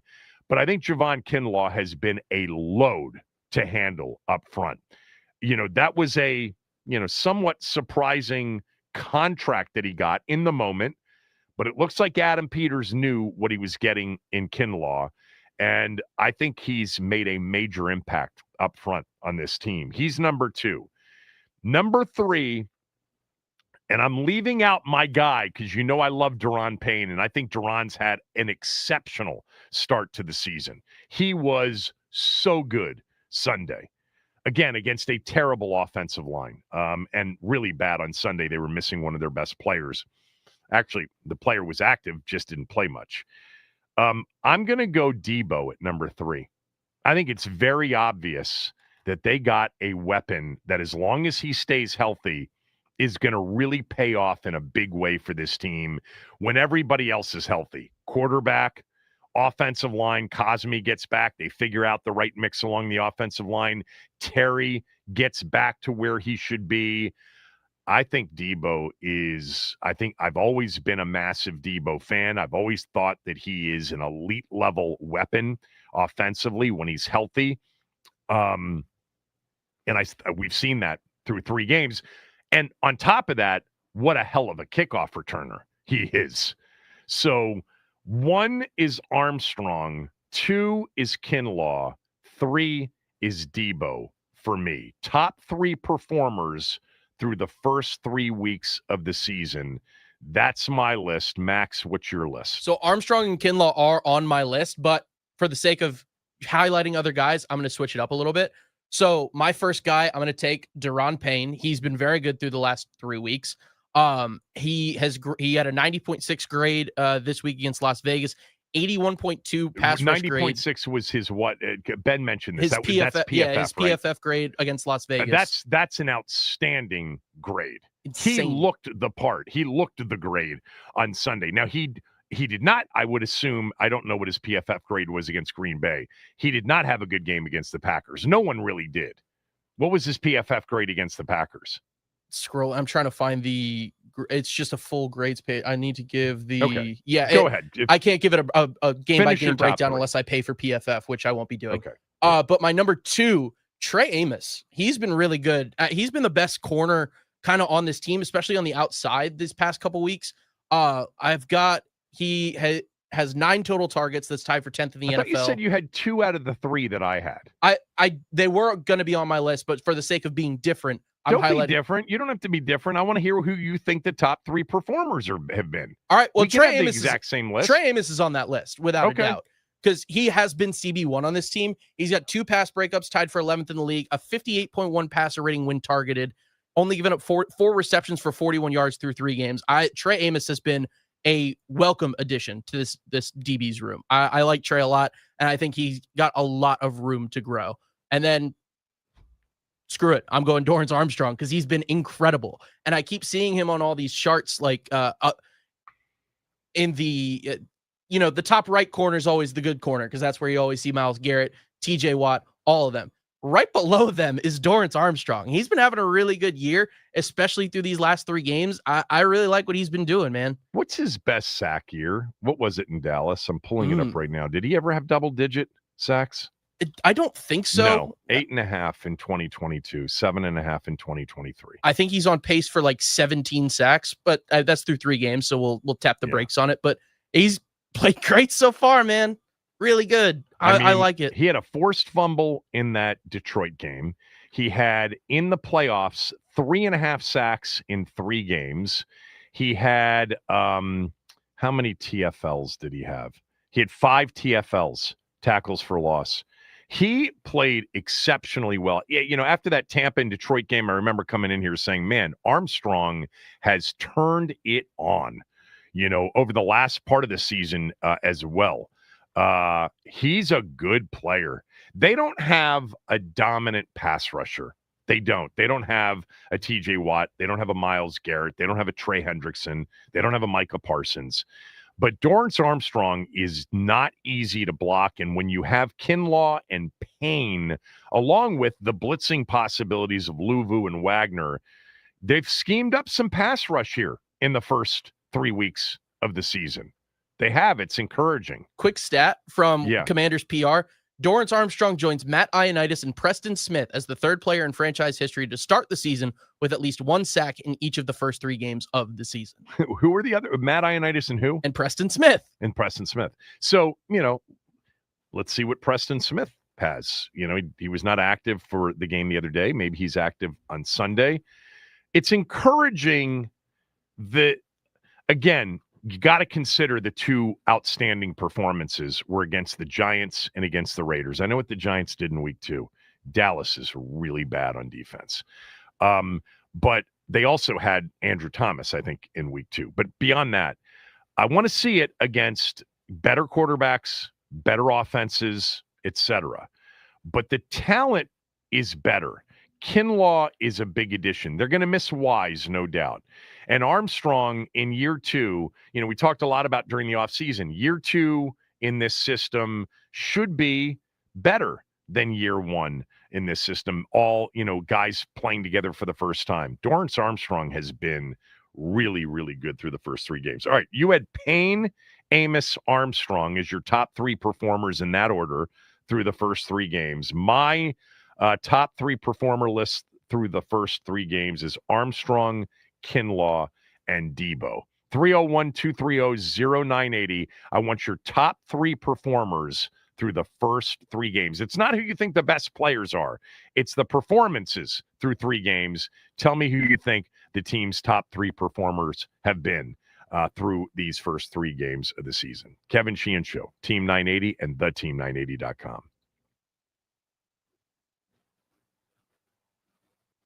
All right. Happy Tuesday, everybody. Here's what's trending. We start off with Monday Night Football, where the Ravens, they were out-muscled by the Detroit Lions by a score of 38-30. The Lions racked up 7 sacks to the Ravens 0 and ran for over 220 yards on the ground, including 4 rushing touchdowns from the Gibbs-Montgomery combo. 49ers pass rusher Nick Bosa has been announced to be out for the season with a torn ACL that he suffered on Sunday versus Arizona. The Nats, they fall to the Braves 11-5. Mackenzie Gore got shelled in the first 2 innings that he was able to pitch, giving up 4 hits and 4 runs. They will continue their penultimate series of the season versus the Braves tonight. Brad Lord taking the mound versus Hurston Waldrop. First pitch at 7:15. Nats on deck with Charlie and Dave at 6:45. This update is sponsored by Team 980 YouTube page. Just open the app, type of the Team 980, hit subscribe. Kevin Sheehan is live every day from 10 to 1. You catch Denton's office throughout all of football season. Don't forget to hit the like button whenever you do decide to join us and turn on notifications to stay up to date on all things DC sports. And that is what's trending.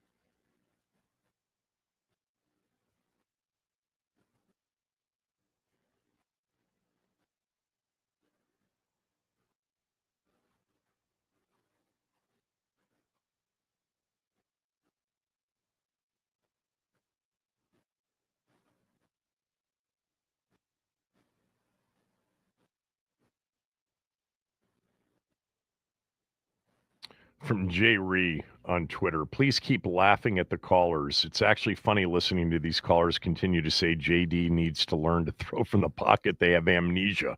Did anyone see how much Lamar was under duress last night? That's about as much as JD was against Green Bay. I'd actually argue he was under more duress against the Packers. Yeah, look, it's not all the callers. It's a few, like just a couple. Most people, Jay Ree, I think, understand what Jayden Daniels is and the big differences between the Packers as an opponent last Thursday night and the game plan against the Packers versus what Marcus had against the Raiders. And I'm not taking anything away from Marcus's performance. He was great. Shifting to a new topic with phone lines open at 301-230-0980. Who are your top 3 Washington performers through the first 3 games of the season?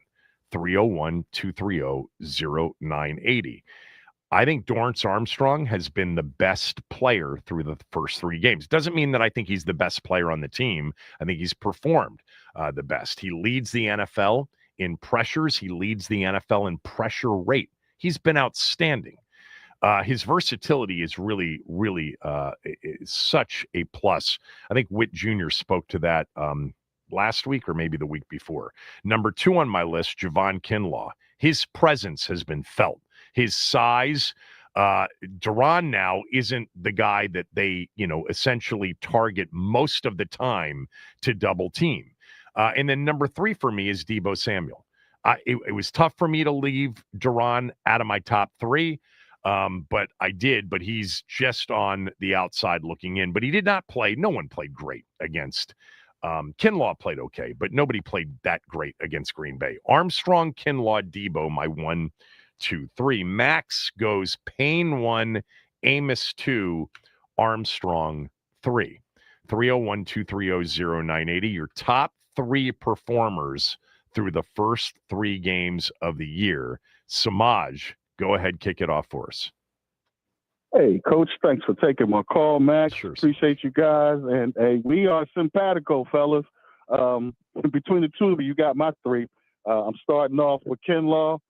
He has been, to my surprise, maybe it's because I didn't watch the Niners enough, but he has been every bit of what we lost in Allen and maybe then some because he's just a bigger body. Yeah. And then second is Payne. Payne right with him. I've been loving the stoutness of our tackles. We've been pretty stout up front on the defensive side, and I've been loving that because I'm all about the line of scrimmage in football, period. And Deebo, when I go to the offensive side, he's the only person that jumps out as far as consistently making plays. So those are my 3. And if I got to give a 4th one, I'm going to say the RB room. I like the running back room as a whole. That's my guys. Thanks for taking my call. Hail to the W with a feather. Bring back my logo, the Chief and Commander. Thanks for taking my call, fellas. Thank you so much. Phone lines are open. There's a line or 2 open if you want to jump on. Your top 3 performers through the first 3 games of the year. Let's go to JYD. JYD, go ahead. Hey, how you doing, Kevin? What's up, JYD? I would say it's going to be, like you said, Armstrong, and then I got to give it to Deebo, and then I like Payne. Payne is really performing like he's looking for another bag, another big chip. Yeah. Yeah, he is. It's not technically a contract year, but they could easily move on from Duran at the end of this year because there's no more guaranteed money left on his deal. Duran knows that. I think Duran has thrived a bit without kind of, big brother, good friend, Alabama cohort, John Allen next to him. I'm not suggesting anything that was wrong with John Allen. John was a pro's pro, and John was a really good player. I think he's playing pretty well in Minnesota. I haven't really followed it closely. I think in the opener he played pretty well for the Vikings. That is an interesting defensive team, with Brian Flores. They take big risks. They really come after you. They really try to be disruptive. And they clearly were on Sunday against Cincinnati. I mean, 48-10, turnovers galore.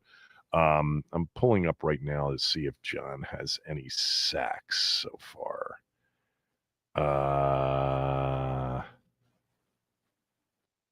No sacks.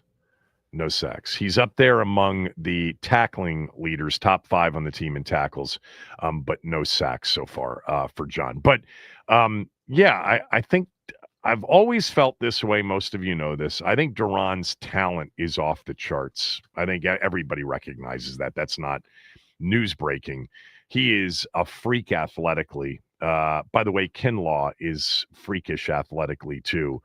And Duran, it's always been about sort of consistency and week in and week out providing the same level of effort, urgency, And there were some games in which, he's getting double teamed and nobody else is. And, were the double teams, him taking the double teams working? Was the defensive scheme the right scheme for him? Yeah. I like what Duran's doing a lot. Robert in DC. Robert, go ahead. Who are your top 3 performers through the first 3 games of the season? Yeah, man. Thanks for taking my call. I definitely like Kinlaw on that defensive line. And you got to put Deron Payne with him because they don't change how you gonna be able to attack us. You're not running up that middle like they used to. Teams used to just run up the middle. So now with them two, Payne and Kinlaw, they don't shut that down. And you got like Debo, man. Debo playing like Debo. He looked like the old Debo. He is a force to reckon with. There's some more people I recognize, but I take them 3 right there, man. All right. Those are good. Yeah, it sounds like we're all kind of landing on the same players. Like, who are we really leaving out from this group? I mean, I left Payne out, but I've got him right there on the edge. I think those 4 players, I mean, Max threw in Amos, and Trey Amos has definitely been their best cover corner, and I think he looks the part through 3 games. Again, they got shredded by the Packers. There were by the way, there were miscommunications Sunday against the Raiders. That was kind of on my list of things that I thought were concerning. Again, when Geno had some time, which wasn't much for much of the game, there were a lot of what appeared to be issues on the back end. I mean, Geno ended up throwing for nearly 300 yards in the game. A lot of that garbage yards, yes. But Trey Tucker was open a lot. Jacoby Myers on that first play of the game was open. 10 Thornton could really run. They kind of put Bowers in check. The best defensive play, Amos made one, but Lattimore it was Will Harris, my fault. Will Harris made the play on Brock Bowers in the end zone early in the game before he left the game. That throw, that fade to Bowers in the end zone, that was Will Harris, right? I think it was. It was. Defensively. All right. Quinn said something yesterday about the running back by committee that they went to on Sunday. I want you to hear that. He also talked about Josh Connerly's game on Sunday. He was matched up against Max Crosby, not exclusively, but how did he play? Quinn had looked at the tape, and I thought his answer on this was interesting. You'll hear some of Dan Quinn from yesterday when we come back. Kevin Sheehan Show, the Team 980 and the team980.com.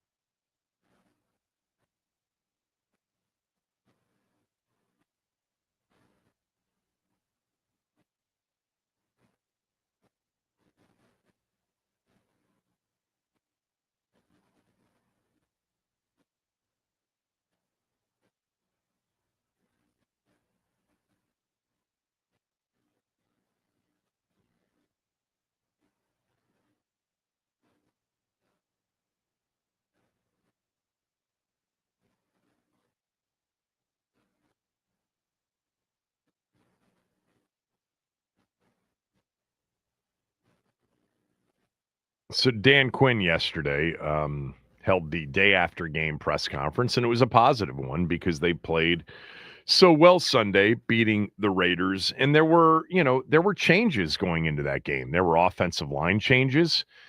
Allegretti sat. Coleman was inactive. You had Chris Paul play as a starter. And you had Andrew Wiley back in the starting lineup at guard next to Josh Connerly. It was the first game in which, it was true running back by committee because it was the first game that Chris Rodriguez was actually active for.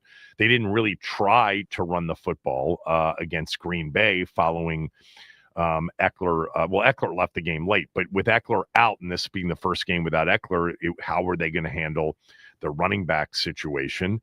There's a lot that was different. They didn't have Bates. How are they going to account for, being without one of the best blocking tight ends in the league?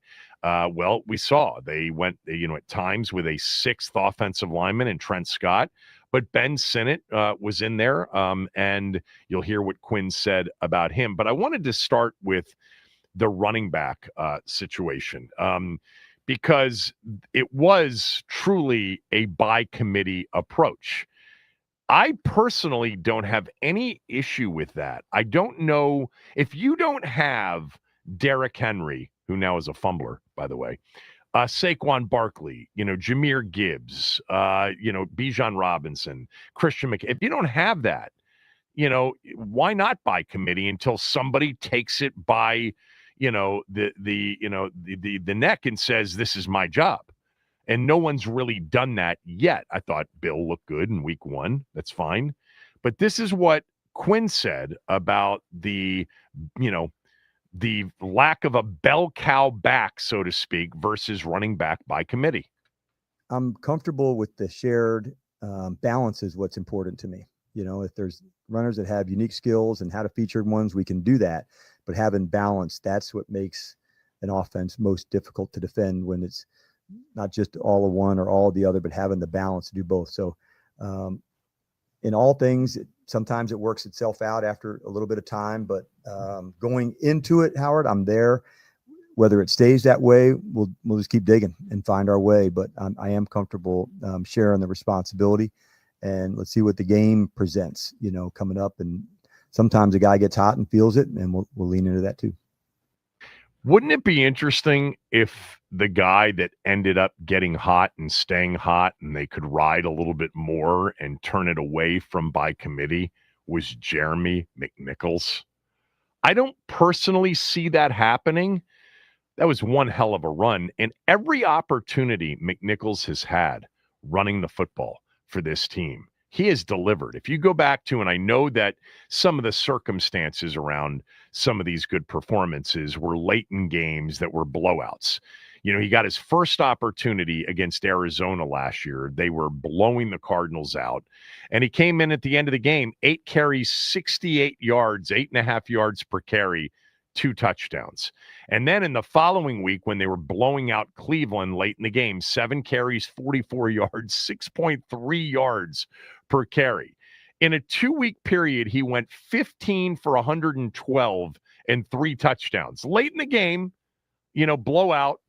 He had runs of 27 yards and 28 yards. Then at the end of the Carolina game, he was in there, 7 carries, 42 yards, 6 yards per carry.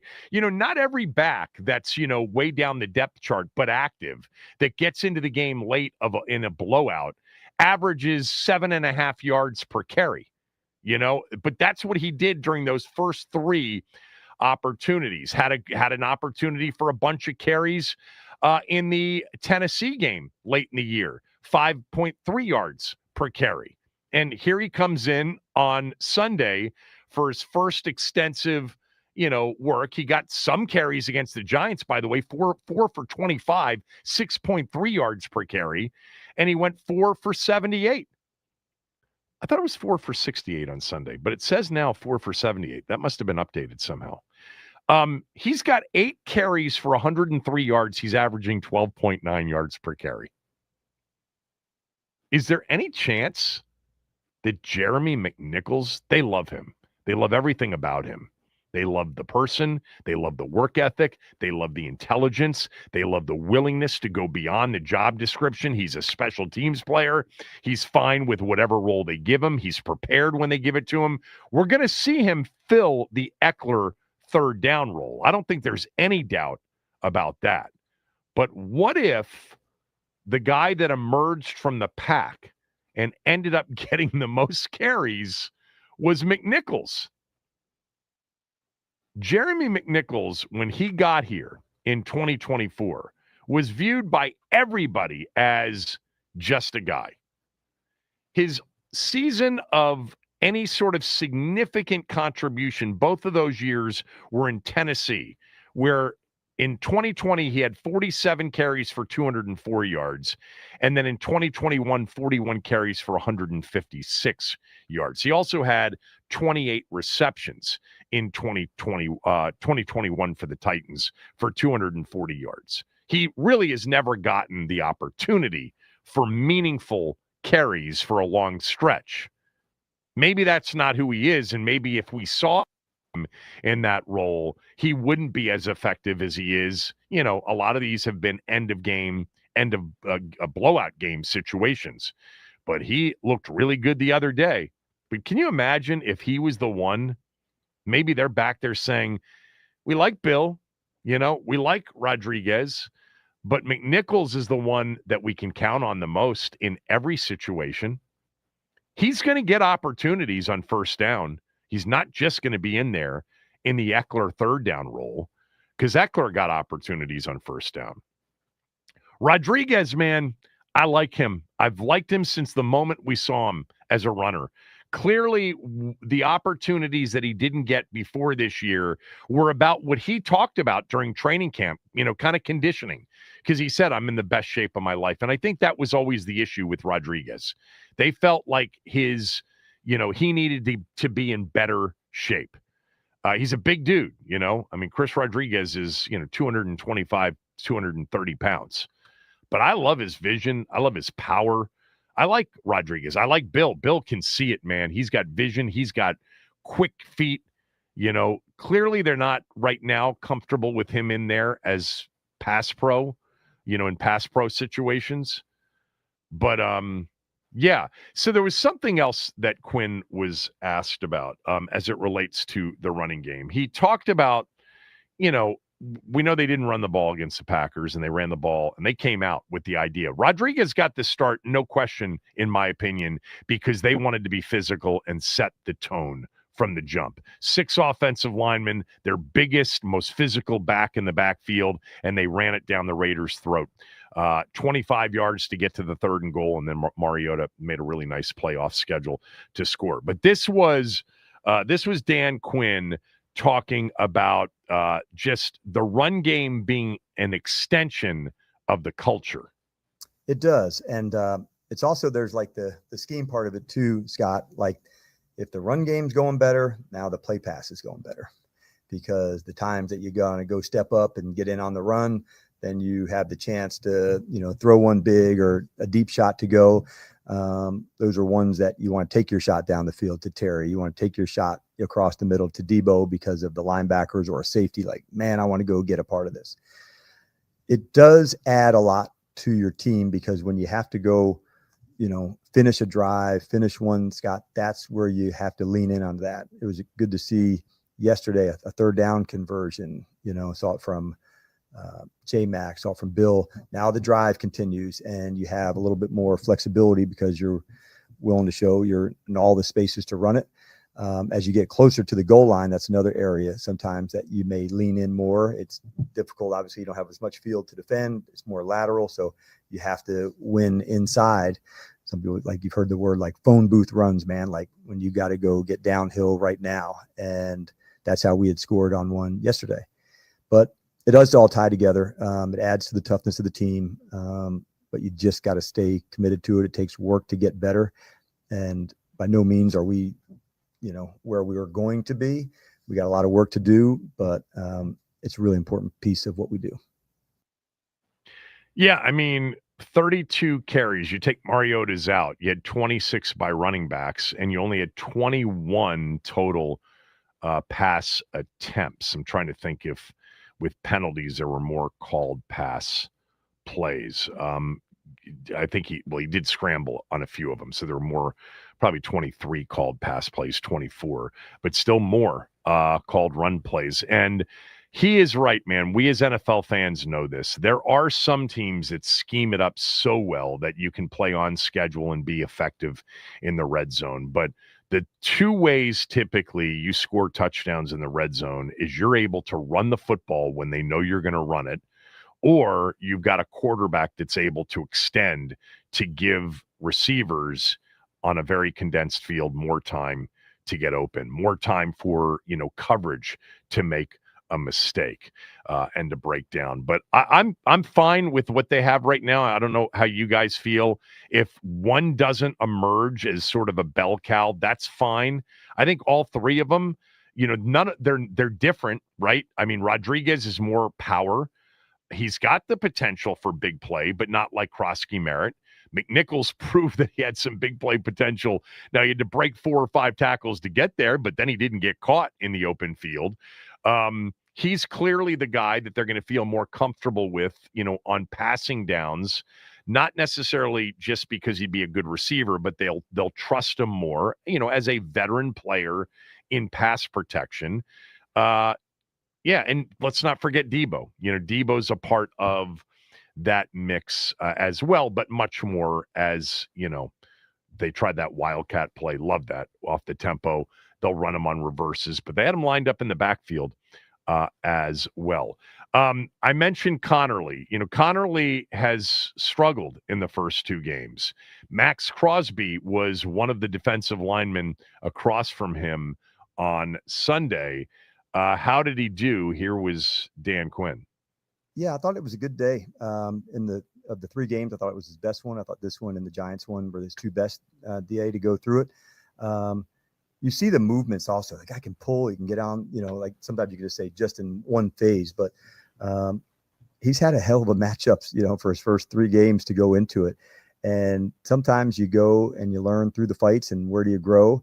And I would say, like, it's cool to see the game that didn't go well a week ago and then grow from it, get the lessons. How do I get better against a fantastic player? Did it all go great? No, but there was a lot to like.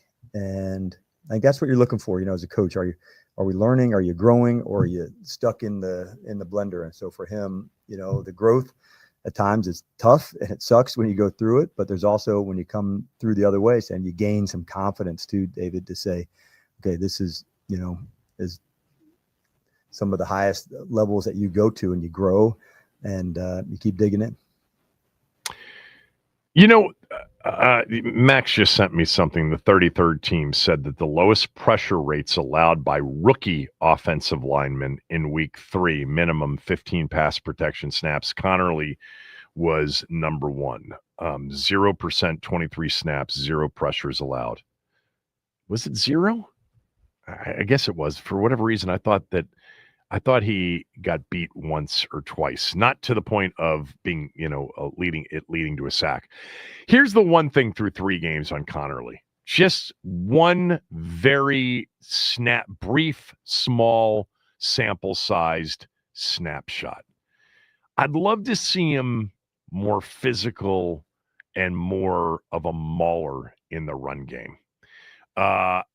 That's the one observation so far. That's it. I mean, I think as far as a pass blocker, it is tough to open up your career with Burns, with Carter, with Parsons and Gary. And then, at times it wasn't the whole game with Max Crosby. That is really, a welcome to the NFL start. Yeah. I think it probably helped on Sunday that he had a veteran player. Not that Allegretti's not a veteran. He is. But I think, Wiley understands the position he's playing because Wiley's been a right tackle. So that may have been part of what helped. They're going to keep searching for this right mix along the offensive line. It would be great to find the right mix and have it be consistent. Sam Cosmi will be back at some point. And I would say, in terms of talent, pound for pound, Cosmi is probably their most, no, Tunsil is. I'm forgetting Tunsil, clearly. But, with Tunsil and Cosme, Biotish, and then a talent in the young kid, the future is bright. It'll take some time for it to come together. But he does preach competition, and he backs it up. Brandon Coleman was the starting left tackle for this team for a big part of last year. There was a lot of optimism about Brandon Coleman, and it shouldn't, be written off because he was inactive. But Brandon Coleman is having one of those opportunities to kind of sit back as a young player and watch and say, all right, where do I have to improve? Plus, let's not forget, he's switching from tackle to guard, so there was some time there. They got to get it right, man, offensive line, because I'm telling you, this NFC and, their schedule in particular, they've already played the Packers. The good news is you've got the Bears and the Cowboys coming up. They're not very good. But I'm going to tell you right now, the Chargers, I think the Falcons are better defensively than the final score indicated on Sunday. Again, that was a bit about the turnovers in terms of the score getting out of control. I mean, it's not like Bryce Young and the Panthers lit the Falcons defense up. They had 224 total yards. That's it, against the Falcons D. Chargers D will be a challenge for sure for Washington's offensive line.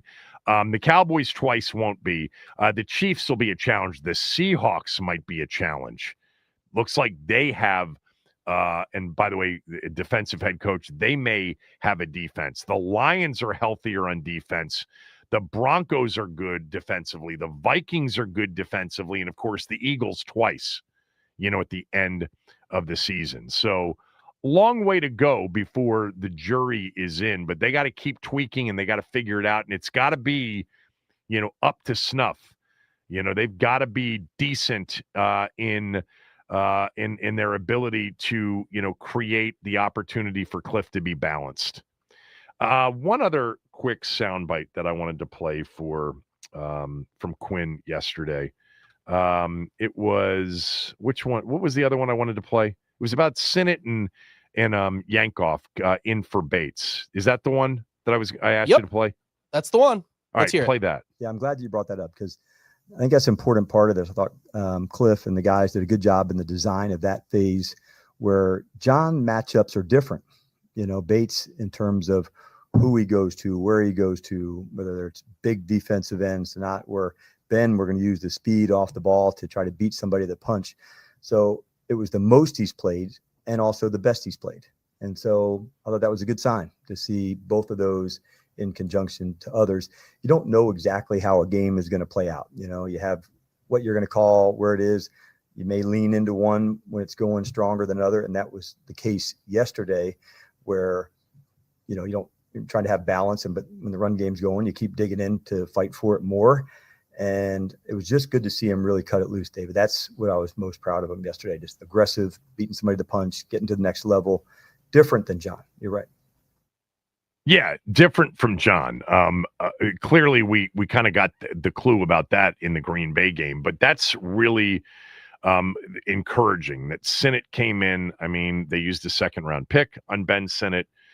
He came in and he did the job, even though it's a bit different. You're not lining him up against, a 290-pound defensive end and saying you got him one-on-one. It's speed, it's direction, it's influencing the whole thing. And he did a good job. Ironically, he was not even targeted once in the pass game. Nor was Yankoff in the game either targeted. And both of them had, let me just see the snap count for both of them in the game.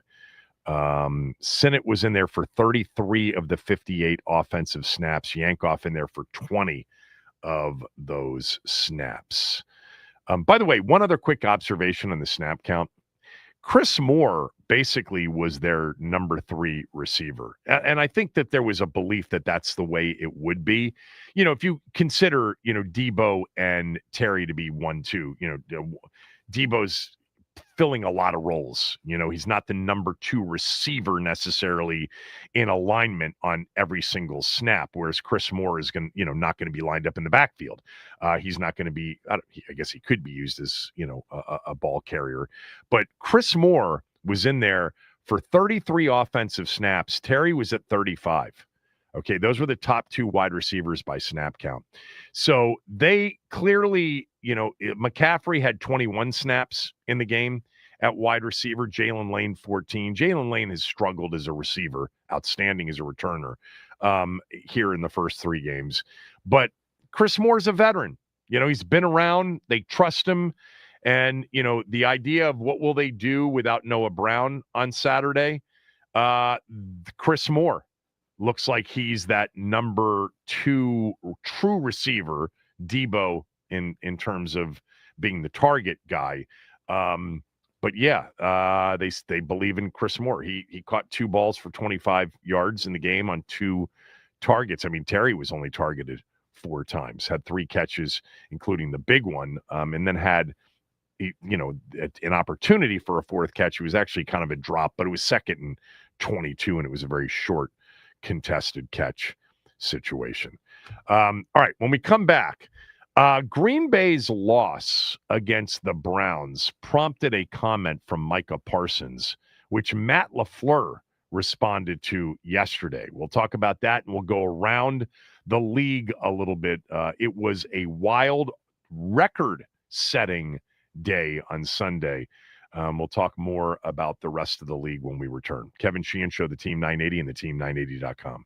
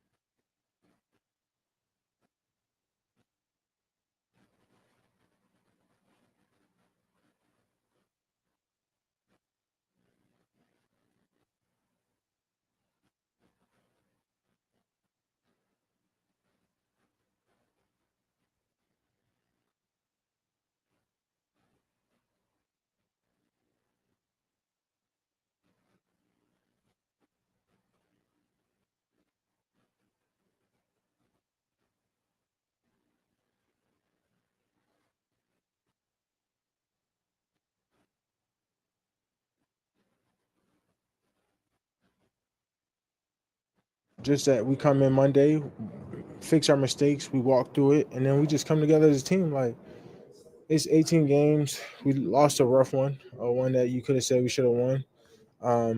And you just grow off it. Like, this is the character building. This is the adversity. We had adversity. We backed up in the end zone. We gave up 3, but penalty. This is all part of adversity. Undefeated seasons, like, they're hard in the NFL. Like, let's be real. And sometimes, just like today, you the bed. That's just the reality of it. Like, it happens to the best teams. You know what I mean? Even the best Super Bowl champs make mistakes, and they pay for it early. You know what I mean? You go back to the history of the champions and who they played and games they should have won. It's just part of being it's that competitive. It's that hard to win. Like, it's hard as hell to win football games. So when you win football games, it's a celebration. But when you lose, it sucks. Micah Parsons, following the loss Sunday, the Green Bay loss to the Cleveland Browns. Undefeated seasons, they're hard. Let's be real. Sometimes, just like today, you S the bed. That's just the reality. It happens to the best teams. Even the best Super Bowl champs make mistakes, and they pay for it. Matt LaFleur was not thrilled with that comment. A lot of fans weren't in Green Bay either. It's like, dude, you've never sniffed the Super Bowl. What are you talking about? Sniffed an undefeated season. What would you know about any of this? Look, Micah Parsons rubbed people the wrong way in Dallas. There was not a lot of tear shedding when they traded him. I still think that was the biggest reveal, there at the end. He's a great player, though. I mean, he is a game-impacting player, but immature, at this point in his career. There's just some immaturity. This was Matt LaFleur yesterday, not necessarily responding directly to the Parsons comments, but he figured out a way to get it in. Well, I just think this league is such a week-to-week league, and you can never lose sight of that. And you can't take any moment, any game for granted. And the goal, and I've said it a million times to you guys, I don't think I've obviously said it enough to our team. The goal is to go 1-0 every week. And it pisses me off when we start talking about things outside of the next game, things that are way down the road. Like, keep the focus on the present, on the now, and worry about getting better each and every day. Yeah, he didn't mention Micah Parsons specifically. He didn't mention Rasheed Walker, another player who had mentioned something about going undefeated after they beat Washington on Thursday night.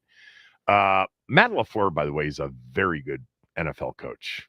Probably very underrated for most NFL fans.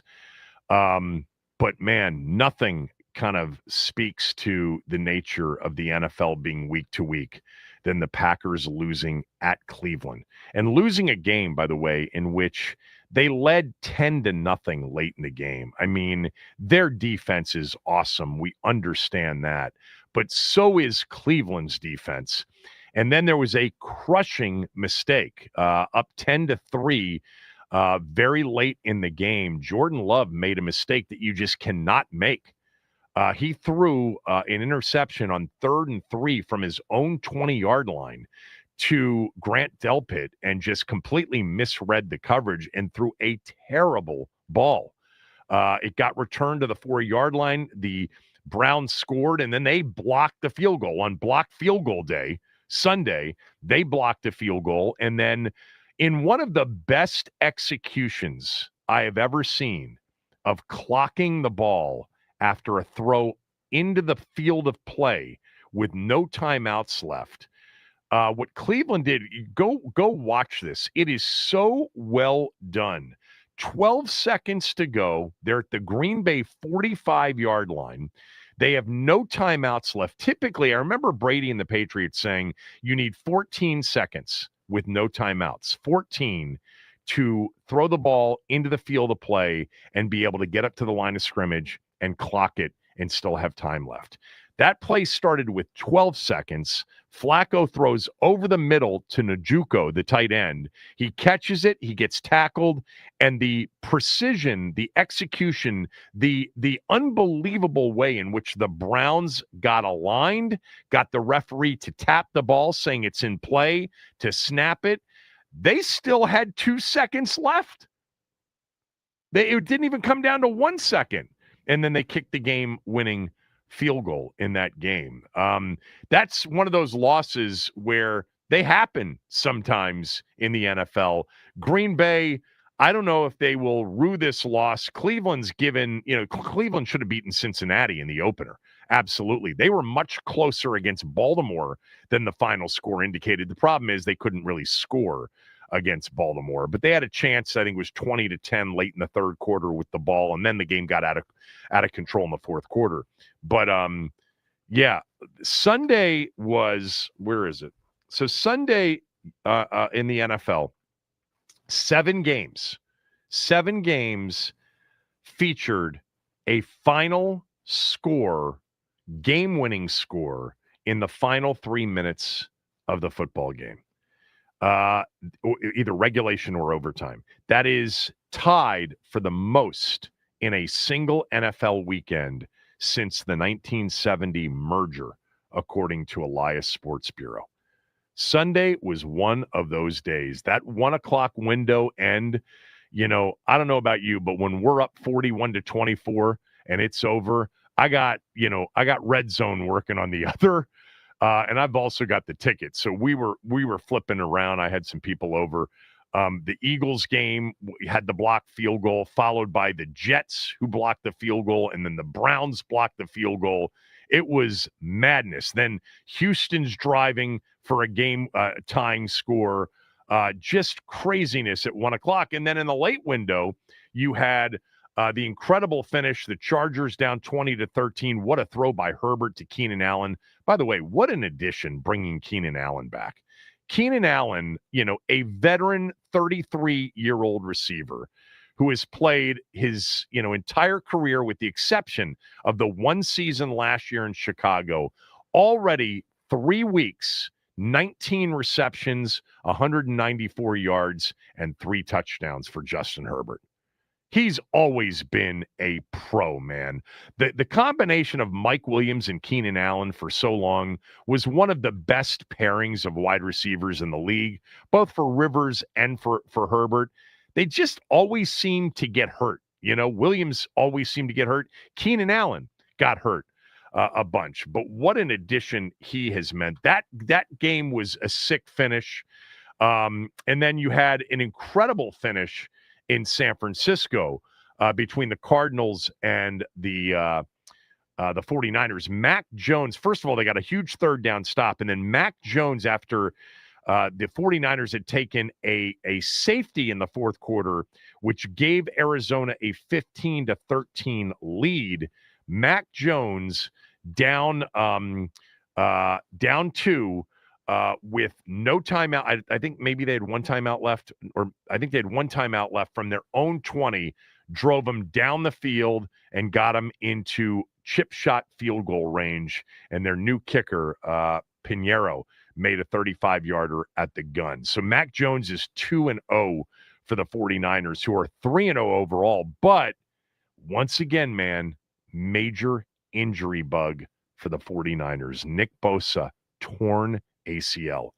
I'll be honest with you. I hate when that happens. I hate when some of the best players in the NFL are lost for the year, because I love watching the league as well. Now, it's better for the other NFC teams that Nick Bosa is not out there. By the way, I was looking at the box score. One other quick thing. Brian Robinson, 2 carries, 22 yards in that game. He had a 19-yard run in that game. But McCaffrey is the bell cow, obviously, for the 49ers. And as long as he's healthy and Trent Williams is healthy, and they're going to get Ayuk back at some point, I believe. Kendrick Bourne, by the way, who considered signing here, but remember after week 1 signed with the 49ers, actually has 7 catches in 2 games for San Francisco. The 49ers are a tough call right now through 3 games, because they barely beat Seattle, barely beat the Saints, and barely beat the Cardinals. They've got Jacksonville this Sunday. I don't know if Purdy's going to be back, but the loss of Bosa is devastating. There were some big injuries across the league.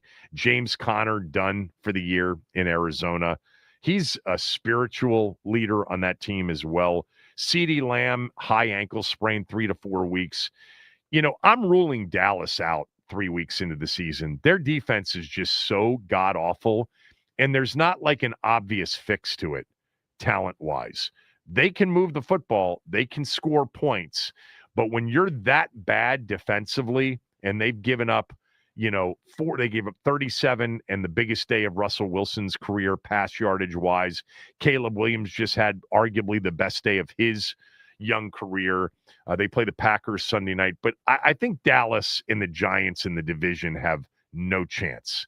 Like, I know it's only 3 weeks, but you're going to get Jackson Dart here shortly.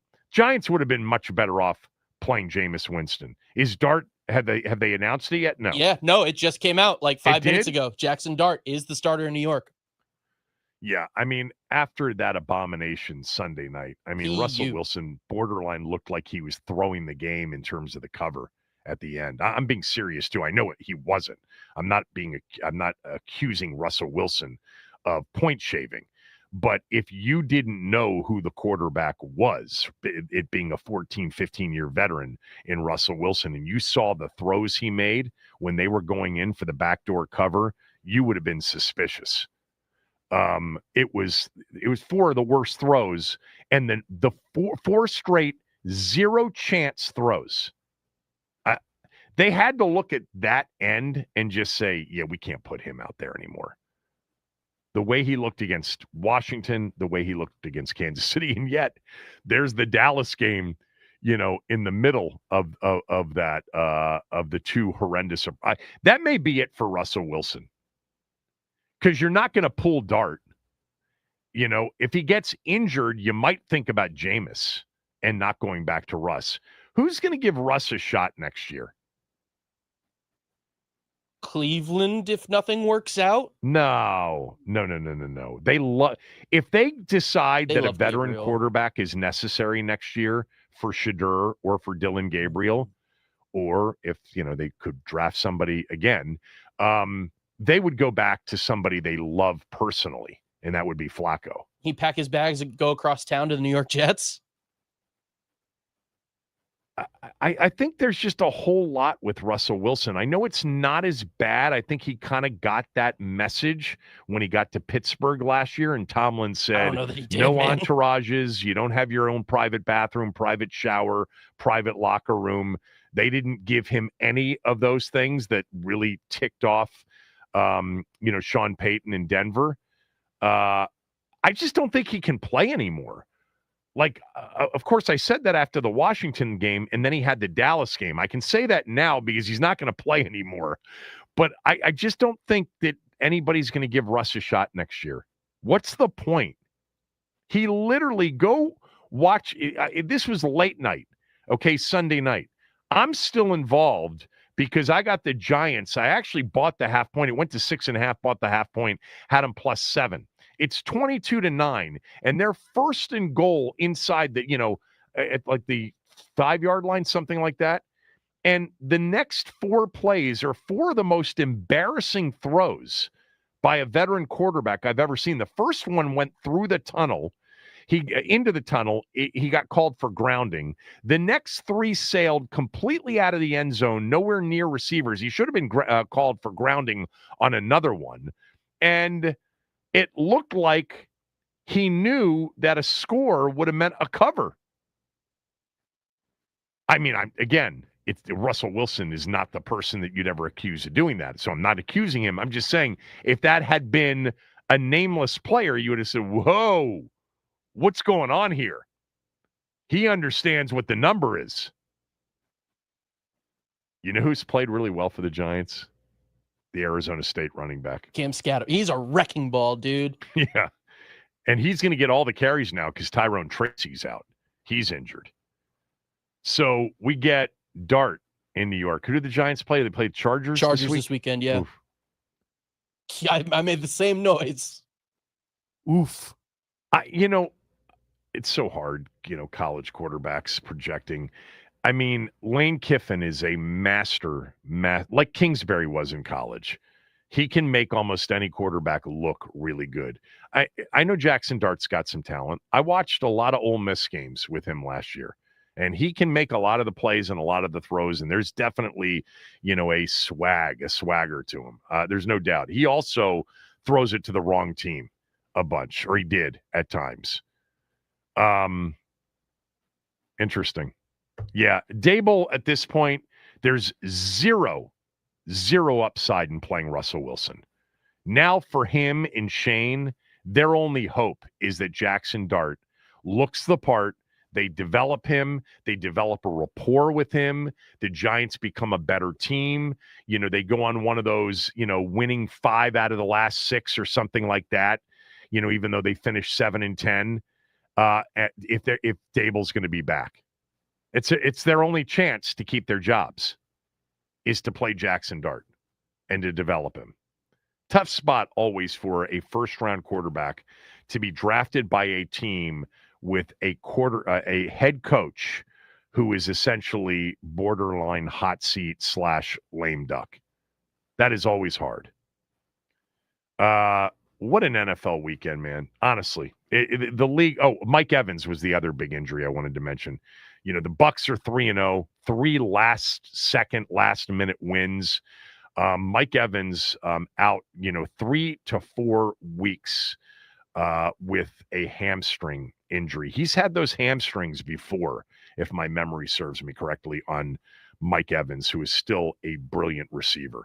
I think one of the stories of the first 3 weeks have been some of the defensive performances. The Packers, the Browns, the 49ers, the Eagles, I guess, to a certain degree. Not. The special teams have been a big part of these games, certainly this past weekend. Indy, I guess, is the biggest surprise. Indy, there's 6 undefeated teams: Buffalo, Indy, the Chargers, the Eagles, the Bucs, and the 49ers. And the biggest surprise by far, Indianapolis. The Colts, by the way, have punted 1 time in the first 3 games. Once. You know who is a sleepy, just out on the periphery MVP candidate right now with another couple of really good games, could move himself into the picture?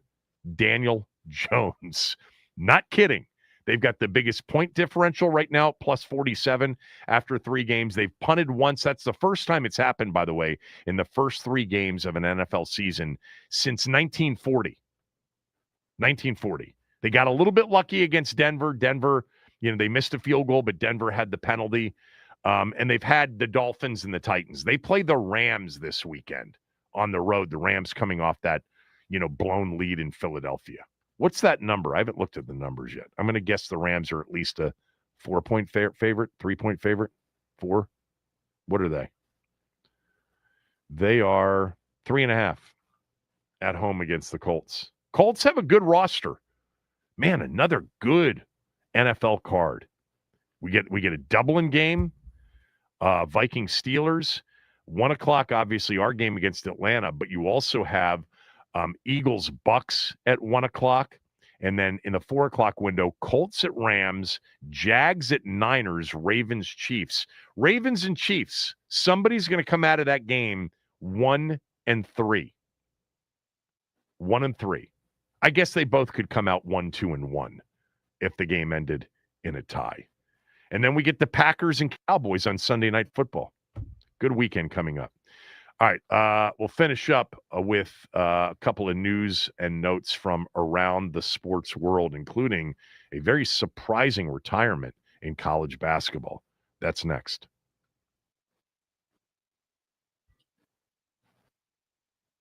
All right. It is Tuesday, September 23rd. Here's what's happening. We'll start with Monday Night Football last night, where the Ravens were outmuscled by the Detroit Lions by a score of 38-30. The Lions racked up 7 sacks to the Ravens 0 and ran for over 220 yards on the ground, including 4 touchdowns from Jahmyr Gibbs and David Montgomery. According to Adam Schefter, Diana Rossini, and Ian Rappaport, Jackson Dart has been named the starter going forward for the Giants. He will get his first NFL start this weekend versus the LA Chargers. Russ Wilson expected to back him up as QB2. And 49ers pass rusher Nick Bosa is out for the season with a torn ACL that he suffered on Sunday versus Arizona. To baseball, the Nats, they lose to the Braves by a score of 11-5. Mackenzie Gore got shelled in the first couple innings that he was able to pitch, giving up 4 hits and 4 runs. They will continue their penultimate series versus the Braves this evening. Brad Lord taking the mound versus Hurston Waldrop. First pitch at 7:15. Nats on deck with Charlie and Dave at 6:45. This update is sponsored by the Team 980 YouTube page. Just open the app, type in the Team 980, hit subscribe. Kevin Sheehan is live every day from 10 to 1. You can catch Denton's office throughout all football season. Don't forget to hit the like button whenever you do decide to join us and turn on notifications to stay up to date on all things DC sports. And that is what's trending.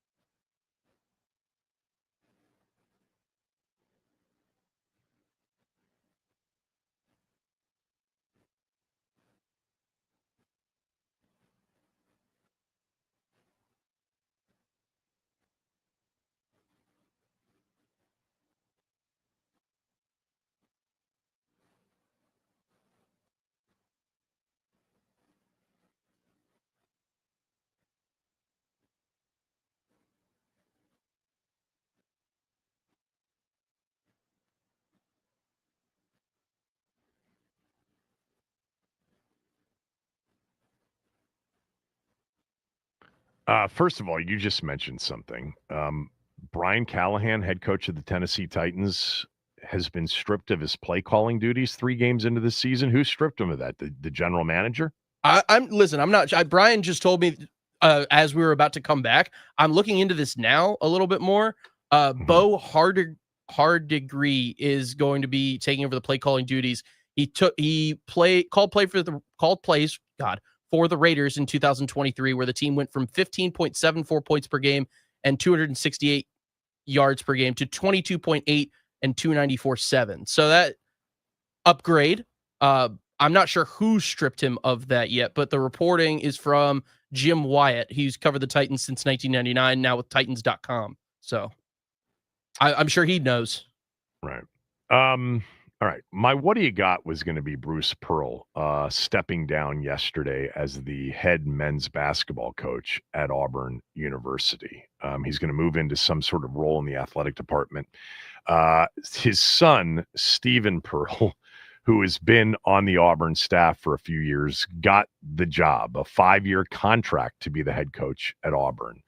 Stephen Pearl played for his father at Tennessee, and then, by the way, became a medical sales rep for a few years, then joined the staff. I'm not saying that he's not qualified. I have no idea. I just think that when you see these, coaches retire, borderline on the eve of, the first practice, which is in a few weeks, it's for the purposes of making it difficult to hire anybody else so that they have to hire the guy that they want. Sometimes it's a longtime assistant. In this case, it's his son. Now, maybe Auburn's known this all along. One immediate observation. So, many people think that Bruce Pearl, he's very, very conservative, super political in his social media. That he's going to run for Tommy Tuberville's open seat in Alabama. It's kind of funny, just the idea of Bruce Pearl, an East Coast guy. He's become so Alabama that the thought is he could represent Alabama as a senator. He says nothing political is happening. He's not going to enter politics. But Bruce Pearl, the basketball coach, my God. And I know there was a lot of sketchiness, pre-NIL, pre where we are now, salary cap, plenty of investigations during Bruce Pearl's career. But just Bruce Pearl as a basketball coach, man, he coached briefly with Gary Williams. He was kind of, when I say he coached with Gary Williams. He was mentored by the same guy that Gary Williams was mentored by, and I'm blanking on his name. I'm looking it up real quickly. Sorry about that. The guy that was at Iowa forever, Tom Davis, blanked on that. Tom Davis, longtime successful coach at Iowa. Bruce Pearl was, mentored by, as was Gary Williams. Gary Williams forever listed Tom Davis as, a huge influence on his career. Bruce Pearl, ran a lot of the same stuff that Tom Davis did, that Gary did at Maryland, offensively, defensively. Hell of a coach. How about an overall record of 706 and 268, a 725 winning percentage as a head coach, which started at Southern Indiana. Then he got that opportunity at Wisconsin, Milwaukee. They had some tournament success, and then he got the job at Tennessee, where he was there for 7 years, and the last 12 at a second straight football school, right? Where truly, like, Tennessee basketball has mattered before. Auburn, other than Charles Barkley, I mean, basketball, Sonny Smith back in the 80s a little bit, but it's really been like, football, spring football, and maybe, 3 other sports before you got to men's basketball. And at Auburn, I mean, he's turned them they'll never be turned into a basketball school, but it became incredibly important. These games over the last several years, hard to get tickets, sold out, incredible home environment. Over the last seven out of the last 8 years, round of 32, Final Four. They had a great team in the COVID year. They finished second in the SEC that year. They were 25-6. They were going to be a threat in that tournament. And then in 22, round of 32, round of 64, big upset, obviously, as they were a super high seed in 24. And then they made the Final Four last year and lost to Florida in the semifinals, in the Final Four. At Tennessee, he was in the tournament every single year, got to an Elite Eight, and 3 Sweet 16s. Just one hell of a basketball coach wherever he went. I did not see this coming. I didn't know that he was thinking about retiring. I know there's been a lot of conversation about what his next move would be. Would it be politics? And stay tuned on that. But he still had a ton of energy. And Auburn, I mean, they finished, they were the number 1 seed in the tournament. Auburn. They were ranked number 1 multiple times last year. They were that back in 2018, 2019. I think it's always kind of interesting when a guy goes to a clear football first school and wins big. Now, that happens in places, Texas, Ohio State, Oklahoma, it's happened at before. The resources are obviously there, but Auburn always seemed like that place where nobody's ever going to win at Auburn. And he did. Big. All right, we're done for the day. Chris Russell's next.